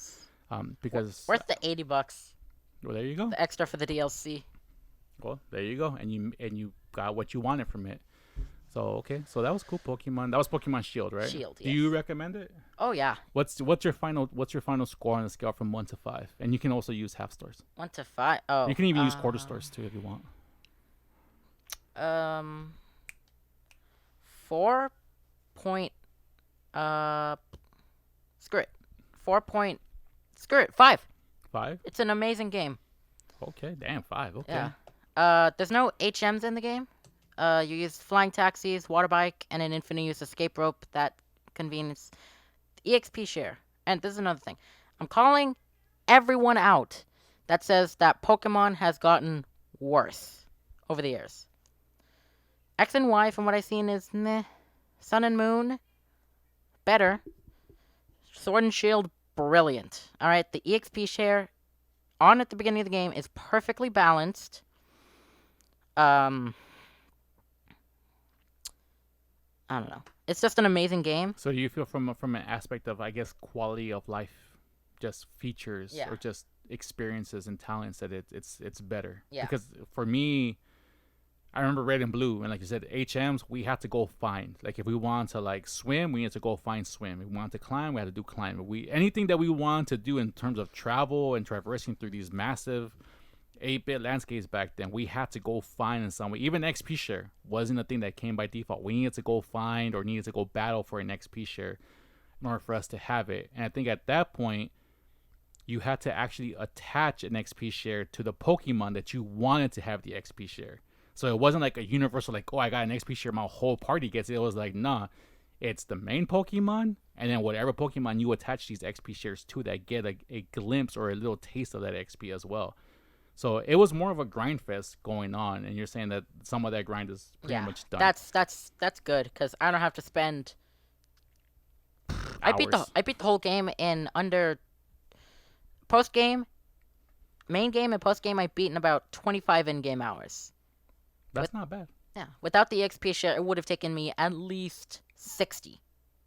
I would say minimum, or maybe like 40, 45. But yeah, I can see that because without the XP share, like you would have a weak group of Pokemon except for the main one, and then the guy who gets the XP share. Yeah.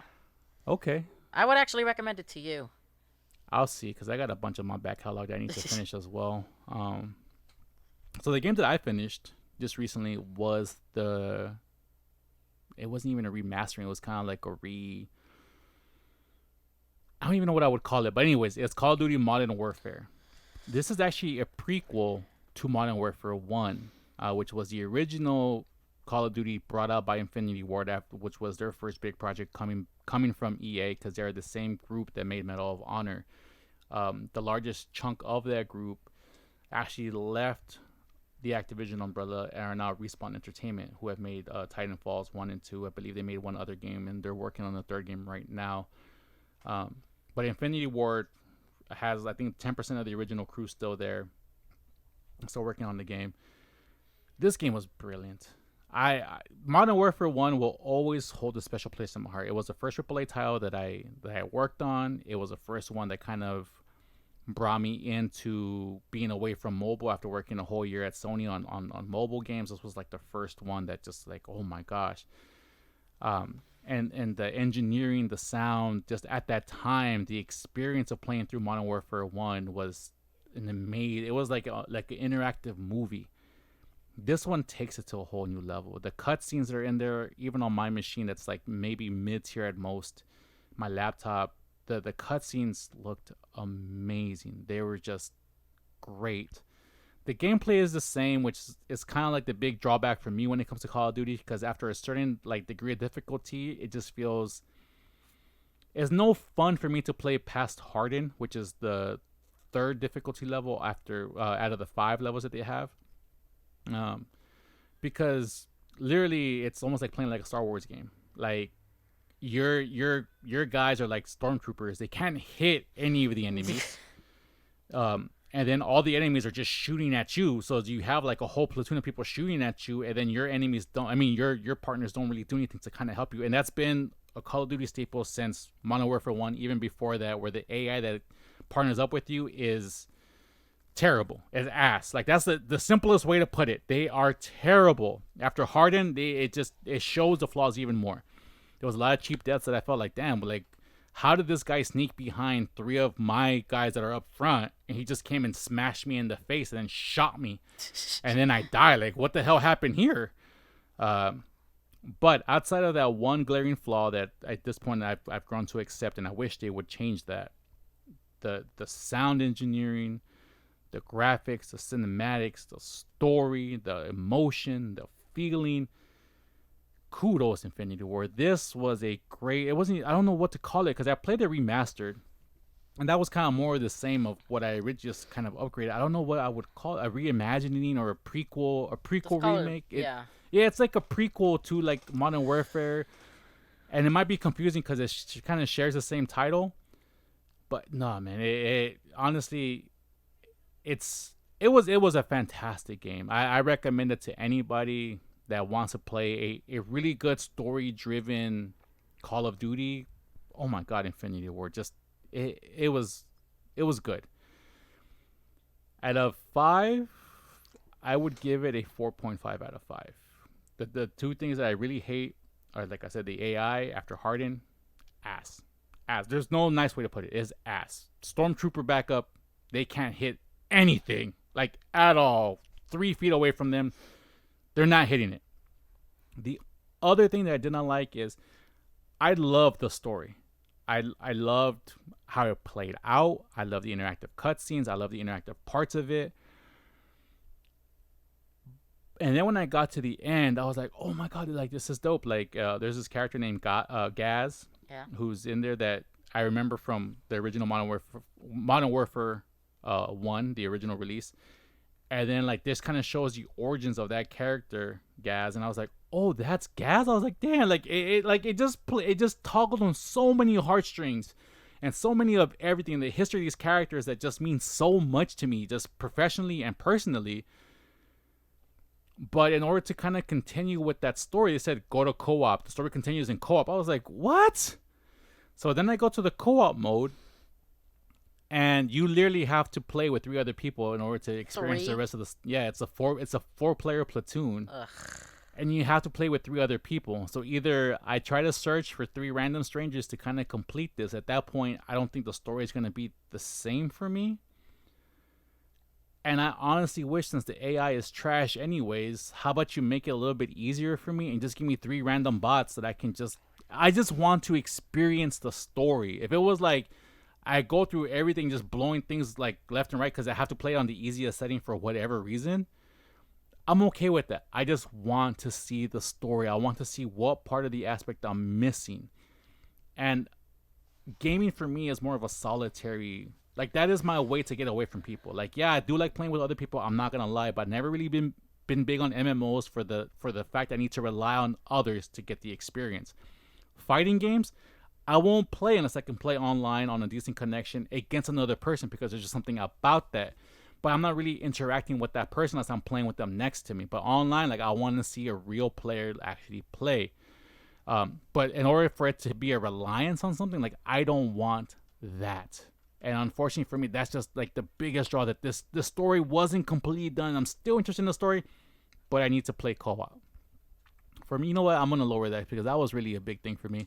I'm going to say it's a 4 out of 5. Just not thinking about it and talking about it, it's just, this game hits so many notes, and I was like, oh my God, it's so good. Oh my God, you're so good. And just knowing that, I don't know how much of the story, it could only be like 20% more, maybe just like a couple other cutscenes that I missed, but it's that aspect of missing out and having to rely on other people to get the full experience. I hate that. I hate anything that relies on other people for me to get the full experience out of it, whether it be an MMO or whatever, sports title or whatever. If my reliance on the full entertainment value is reliant on somebody else, you're getting docked. And I think right there at that point it's docked. But if you're okay with it, or if you have 3 other people at this point that you want to kind of go through the story, highly recommend it. The single player portion, just if you were just to take that part alone, 4.5. But like the whole package, including the online, because online is actually pretty good in that game as well, I got to give it a 4 just because of that co-op reliance, and I'm not liking it. And also a lot of what's in there now is you have to pay, and I kind of get it, but I feel like Activision takes that shit too far, and they make you pay for stuff that should already be included in the game. Well, just be glad they're not EA. They're just as bad. They're just as bad. They just got, in my opinion, they just produce games that people are willing to pay more money for, where EA doesn't really do that. EA kind of is like, hey, this is the base game. Do you want to experience the full game? Buy this. Activision will give you a full game, like feature-wise and everything. They'll give you one. But then some other things like weapons, some modes, or some other things, like they'll make you pay for. And that's always been my big gripe with them. It's like map packs. I get it. You need money. But those, like back then, they used to sell you a map pack for $10, and it became $15. And what ends up happening is then you have the split online society of people who just don't buy any DLC. People who bought maybe the first DLC won't buy the second. People who only bought the second didn't buy the first. So then, like trying to collaborate with people who might not have bought the same map packs as you or whatever, like it kind of just splits the community to the part where it's like, you know what, just play something else, or you have to spend extra money. And again, when it comes reliant on money and people spending money together to get the full entertainment of the game, I don't like that. Especially in a game like Call of Duty, where it already sells a bajillion million copies anyways. Why are you charging us for maps? Why are you charging us for all these extra game modes? It's like, you know what? I understand you need to make more money, but this is not the game that I feel like you need to make more money on. And I get it. It's a business. I do get that aspect of it. But at the same time, I grew up in a generation where a game like Unreal Tournament Unreal Tournament came, sold 1 million copies, and then Unreal or Epic would support this game for 2-3 years, and if not, the community behind it was able to support it and develop their own maps and put their own maps, and it was just either community based or the developers supporting the community, but there was always a support for that.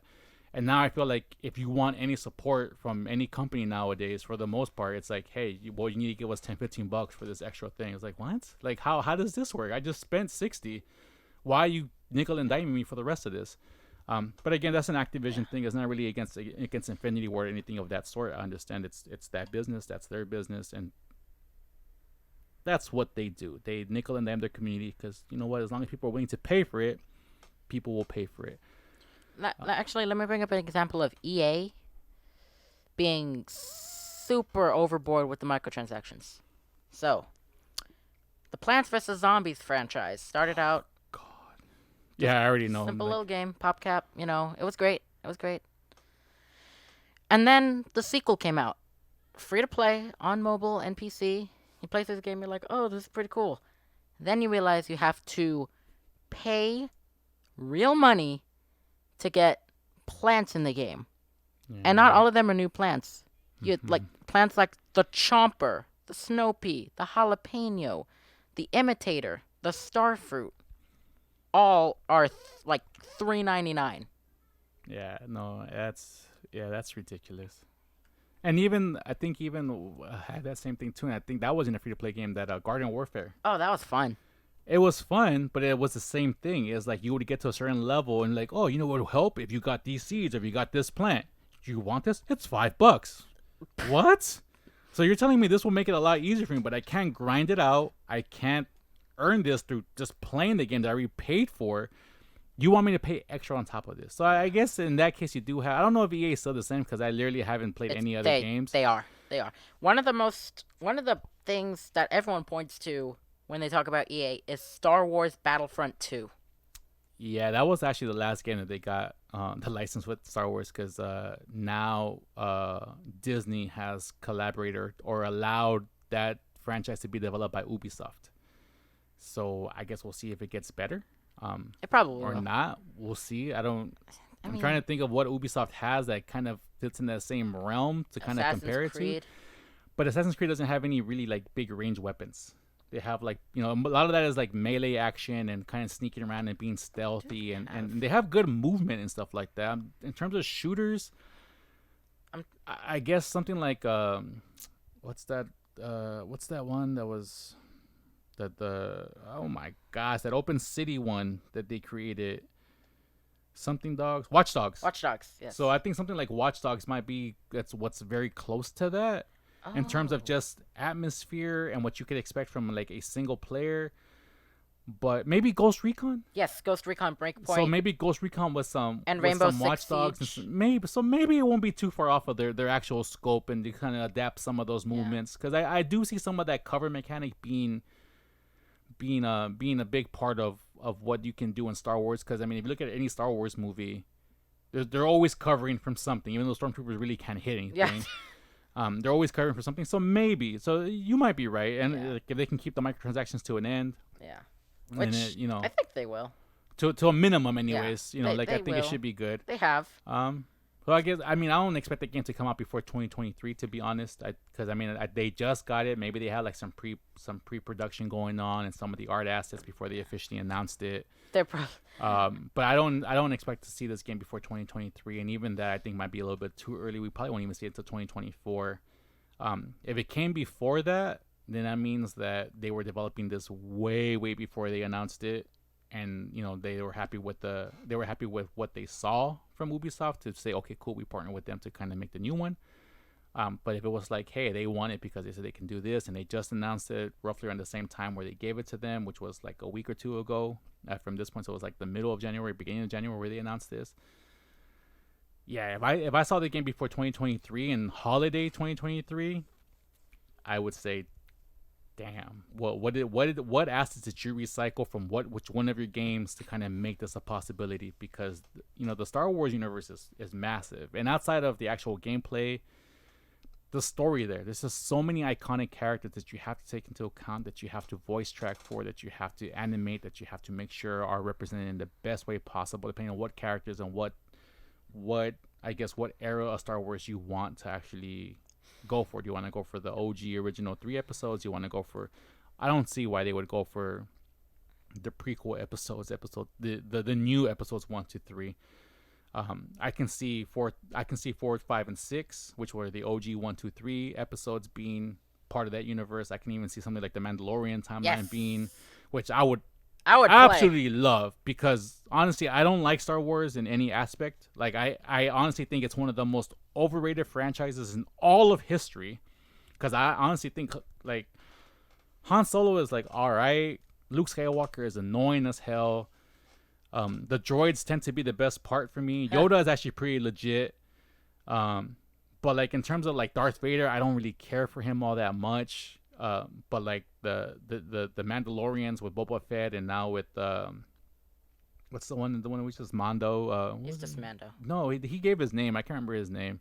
I can't remember. Jar something or Dyer. I can't remember his name. But anyways, the new Mandalorian timeline. Let's call him Jarvan. The new Mandalorian timeline is fantastic with Grogu. Like the whole 2 seasons that's on Disney Plus now. Not a sponsor or anything like that. We just finished watching it. Yeah.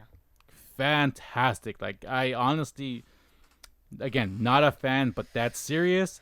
Absolutely loved, and I highly recommend it if you can watch it. Watch it, absolutely loved it. So if they did it on that, it'd probably be a day one win for me. And if it's on PS5 and you can do like a special PS5 version of like a Mandalorian like PS5, ooh, I'm buying that system. If you announce a Mandalorian system with the Mandalorian game from Ubisoft, I'm buying that bundle. That is the bundle in which I get a PS5, because damn, I never thought I would love a Star Wars game a Star Wars anything as much as I really love Mandalorian. I recommend there. You can even do like Clone Wars. You can do one of their offshoots. You can do something else. But again, it's just a massive universe, and I guess we'll see how they tackle that. I wish them nothing but luck, to be honest, and I hope they can kind of deliver one that kind of takes the taste out of Battlefield or Battlefront 2 or whatever the hell the last EA one was out of our mouths, because that one just awful. It was pretty much pay to win from day one. It was. Like I said, you had this gap of people who bought the things, people who actually spent the time to quest up to things. Because some of those quests, from what I saw, are ridiculous. Yeah, I think it took something like 60 or 70 hours to get like Darth Vader. Yeah. Or you can just pay Okay. $5 and then you have one from day one. Ooh, look, you have one of the most OP characters in the game. And then it got the casual players. Yeah, and that's usually where I fall in. So if at the same time, if I don't have fun as a casual, I need to pay. I'm just not playing the game. That's just me. Like no game ever. I don't care what it is. It can be my favorite fighting game. Street Fighter V is a perfect example for me. I just felt like that game didn't offer a lot of characters up front. The gameplay to me wasn't there. I tried to give it a shot. The one character that I did care about was E Honda, and it took up until like year 4 or 5 to even get Honda in the game. And once he came out in the game, I was kind of hype, but by that time I had been so over that game and so deep into Dragon Ball Fighters where I was like, I don't even care about this game. I was waiting for Part 6 and see if Part 6 is any better than this, because just 5 wasn't the thing for me. So and I loved 4. I spent thousands of hours on 4, like a couple thousand hours on 4, and that was like one of my favorite fighting games of all time. But by that point I was just like, Street Fighter 5 sucks. And it's just even watching it, I didn't like watching it. Like I didn't like the hype that it produced wasn't as good. The only time I really got hyped was when Tokido finally got his evil win, because I had been a big fan of Tokido's for like the longest time. But outside of that, like there was really no hype in me watching that game, and I really like, oh, that's so dope. And like, nah, none of that. And with Street Fighter 4, there was so many moments and so many majors that produced that type of feeling, and I didn't feel the same way with 5. But yeah, those are the game reviews that we have. Anything else that we have going? No. Okay, cool. So, I guess in the U.S., if somehow this gets sent abroad, because this is internet, we have a new president, President Joe Biden. He got inaugurated this week with some of the scary stuff that was said to be possibly happening, which to me was insane. Don't really care much. I mean, it's just a thing for me. I don't really care much about this president, to be honest. I didn't vote for him. I didn't vote for the last one either. I'm gonna be honest with you guys, as it is my right in the U.S. I just kind of voted for myself. I wrote myself in on the ballot, so I got one vote for president, and it was myself. We'll see what happens in the next 4 years. The last 4 years have been kind of crazy, but I felt like, as a whole, we were able to adapt and kind of try to flow with the punches and some of the stuff that happened during that administration. I don't know, this administration will change some of the ugliness that is apparent in the U.S. when it comes to racism and minority discrimination, and just really discrimination against anybody who is not part of the majority in terms of, I guess, being a white American. If you're a minority in race, or if you belong to a minority group in terms of sexual orientation, I guess those are the two big ones. Even religion, this country tends to kind of not be for you sometimes, and then the last 4 years kind of made it a little bit more difficult. So I'm hoping we can kind of, everybody, I don't care, if you voted for the man and you felt something wrong about the man, cool. But if you can take the L, move forward, and try to grow yourself, yeah, that's how we grow as a country, man. Like you accept the mistakes that you made. You thought about something one way, and then you can see the flaws and the fallacies in the way that you thought. I'm not saying that you need to be perfect. I understand that everybody's different, and you hold some things very, very key and ideal to your way of life, and I'm not asking you to let that go. But at the same time, please be understanding that there isn't one correct way for the world to be seen. There isn't one correct way for the nation to be run. There isn't one correct way. And this goes on both sides, Republican, Democratic. Like, people who are Democratic think, oh my God, we finally have a real president. We finally won. While some of the Republicans don't think that. And a lot of that is ingrained to us from the time that we start following politics and stuff like that. Just try to be understanding. Try to find a middle ground. You're going to have to give up some of yourself for the benefit of others. We're going to have to give up some of ourselves for the benefit of you. And if we can keep compromising as a people in this nation, our nation only gets stronger. We only become better through sticking together and trying to get rid of all the dumbass division, that doesn't need to be there. If you hate me and if you hate my son because we're Latino, because we're brown, I don't know what to tell you. I'm not. I don't hate on anybody based on their religion, on their skin. If you're an asshole, I don't care if you're Latino. You're an asshole. I don't want to deal with you. This isn't like, we got to stick it with the raza. No. Homie, if you an asshole, I'm not messing with you. I don't care what your skin color is. I don't care what your religion is. But if you're nice to me in person, hey, good morning. How are you? Blah, blah. We can talk. We can bullshit. We can be mutually cordial to each other. But like in your own house and your own thing, like, damn, I hate him. Why is he always talking to me? That's stupid. Blah, blah, blah, blah, blah, blah. Cool. Do your thing. Dude, if you're going to hate me behind closed doors, hate me. That's fine. If you don't want to deal with me, that's also fine. But don't come to my face and start, throwing gang signs and all this other stuff in front of my face, because then it's like, well, what am I supposed to do with this? I can't really talk to you. I can't really communicate with you because you already have it in your mind that you don't want anything to do with me. So it's a complicated thing that I don't want to get into right now. But yeah, I'm hoping the next 4 years we can grow as a nation so that we are part of the United States. And I always said, like, I didn't vote for Trump, but at the end of the day, he didn't represent what I stood for. He didn't represent what I tend to go for other people to kind of represent, and that like that type of treatment. But he was, for lack of a want or a term, he was my president. He was the president representing my country, the country that I live in, the country that you live in, the country that we both live in, the country that everybody who lives in the United States lives in. And whether you voted for the man or not, he was representative of our people. He was what people saw and represented the U.S. Do I think Biden is slightly better than that? I do, from a part of communication, but I don't know just yet. So I'm gonna hold reservations and be like, you know what? I hope that we can grow together as a nation. Hope we can put everything behind us, and I hope that all we want to do is just want to grow forward. Because honestly, I don't want to. I don't mind fighting and arguing with people, but it can't be over something as stupid as skin color and different religion and whatever else. If we're gonna fight, it's because you disrespected me and you're trying to take food out of my mouth, and at that point we can fight, and that's different. You're trying to take away my livelihood. You're trying to take away my opportunity to provide. And that's different. But if it's just based on things that we really can't help, I can't help that I was born Latino. I can't help that I gave birth to a Latino son. That's just science. That's just biology. That's just genetics. That's just kind of how it works. And if you're going to be mad at me about that, really, what for? But if you want to be mad at me because I somehow kicked your dog in the face, I get it. That was an asshole move. I shouldn't have kicked your dog in the face. Not that I would kick a dog in the face unless he was attacking me, but I get it. If I'm just an asshole person, you can't deal with me, you hate me because of that, I get it. But yeah, so the next 4 years, hopefully we can get better.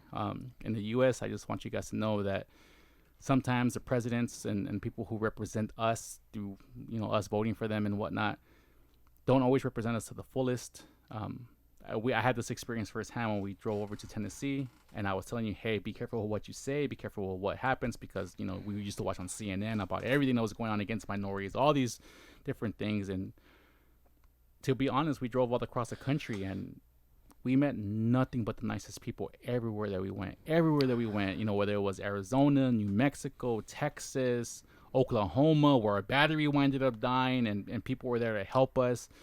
And like the only part that we kind of hit something where it was like, it was kind of Arkansas, but still it wasn't. It was just like a dirty look and kind of like a cab look, but it wasn't anything bad. Virginia, everywhere that we went, like all these places that we were supposed to be scared of as brown people going to, because these were the racist parts of the world, as according to CNN and all of the other liberal media scaring the bejesus out of us. I literally went across the nation scared at that point, because we drove the whole way there. I was scared that if something happened, we would get messed up. And quite the opposite. Everybody was super nice. Everybody was like, oh, where you all from? Where are you guys coming from? Oh, what you guys doing over here? Just asking, being so cordial, so nice, and nothing but the nicest people everywhere that we met, everywhere that we gone, that we needed help, that we were served. Nothing but the nicest, sweetest, most humble people, just trying to make a living like we were, just loving family, loving life, loving the U.S., and we could still do that together. And it was the best, and hopefully something like that keeps going on, and I hope that's what gets represented in the world. But I don't know. But just know that if you're scared to come to America after coronavirus is over because of certain things, it does exist, but not as widespread as you might see in the media. I'm not sure what the media covers in the countries that you come from, but I understand what gets covered in the country that I come from, and it's all scary, and it's all, for the most part, it's like 95% bullshit. So, but hopefully, this new administration, this new kind of gives hope to healing of the world, healing of the mind, and just as one healing of the nation. And that's all I want. I just want us to kind of just move forward with life and not really care about what happened in the last 4 years. Let's just move forward. Let's just become better. Let's just take care of each other, and let's. I hate to use it because I know it's tied to the last president, but let's make America great. Not again. I don't think this country has ever really been great, but let's make it great. Let's make it awesome. Let's make it the best that we can. The way we do that is we gotta go there together. If we spend all our time fighting amongst each other, it's never gonna be great.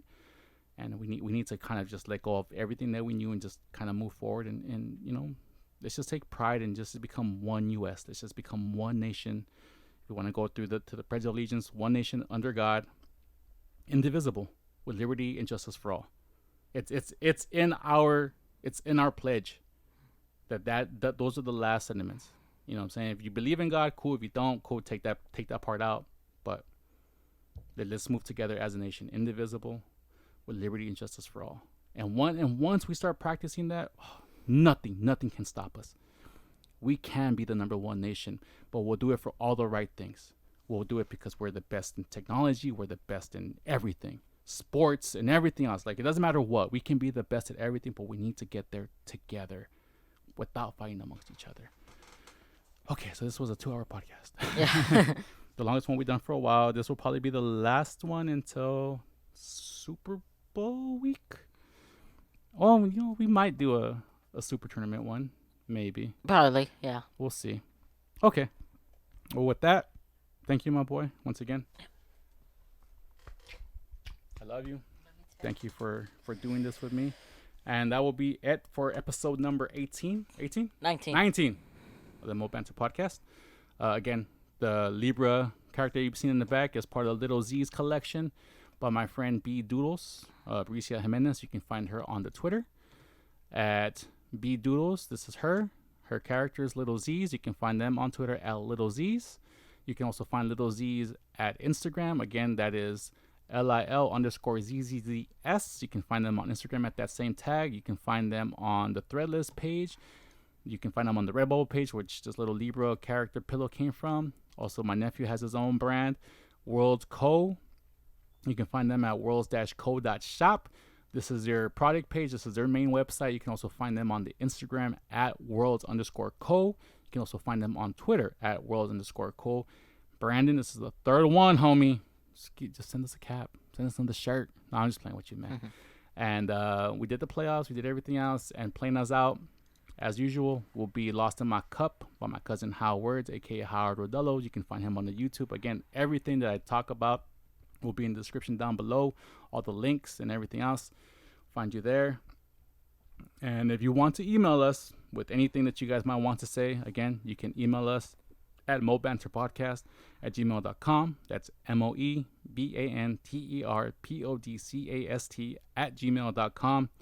We welcome all and any criticisms, opinions, questions, and facts. We don't mind criticism. We don't mind differing opinions. We don't mind why we're wrong or anything of that sort. But at the same time, bring it up in a respectful, conversational manner, and we can have that conversation. Yeah, so with that, that is the end. And we will be played out by the song Lost in My Cups. And that should start now. And until next time, this has been Mo. And Nathan.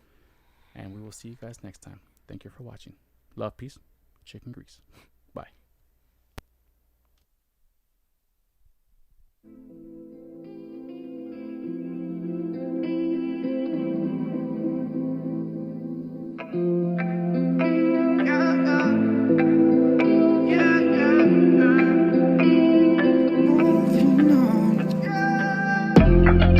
Moving on in slow-mo, happy and I would rather be lost with you. Yeah. try to do it solo, do it the go-go, do it lost with you.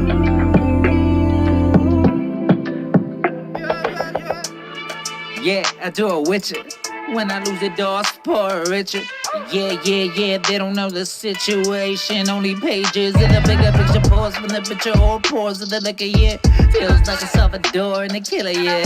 It helps shut the doors and it seals them up. Hope for some more when I fill my cup. I hope that my hope finds hope. And my vital signs no idol. Cause if I don't find hope, I know Bible, there's no time. Moments final. If I don't find hope, that's no sad, those feelings I just go. Moving on in slow-mo, happy get a photo, rather be lost with you. Yeah. They try to do it solo, do it the go-go, do it lost with you. Getting lost in my cup, yeah. Getting lost in my cup.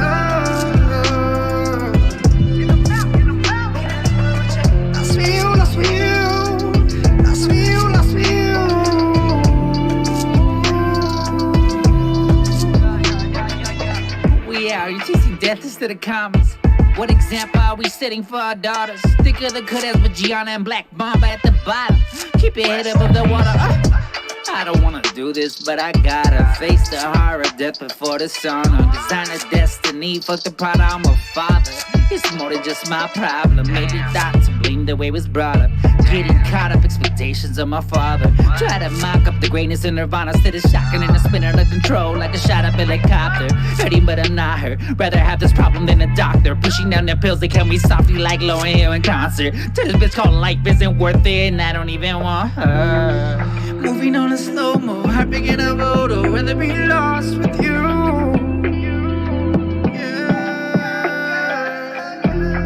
They try to do it solo, do it the go-go, do it lost with you. Getting lost in my cup, yeah.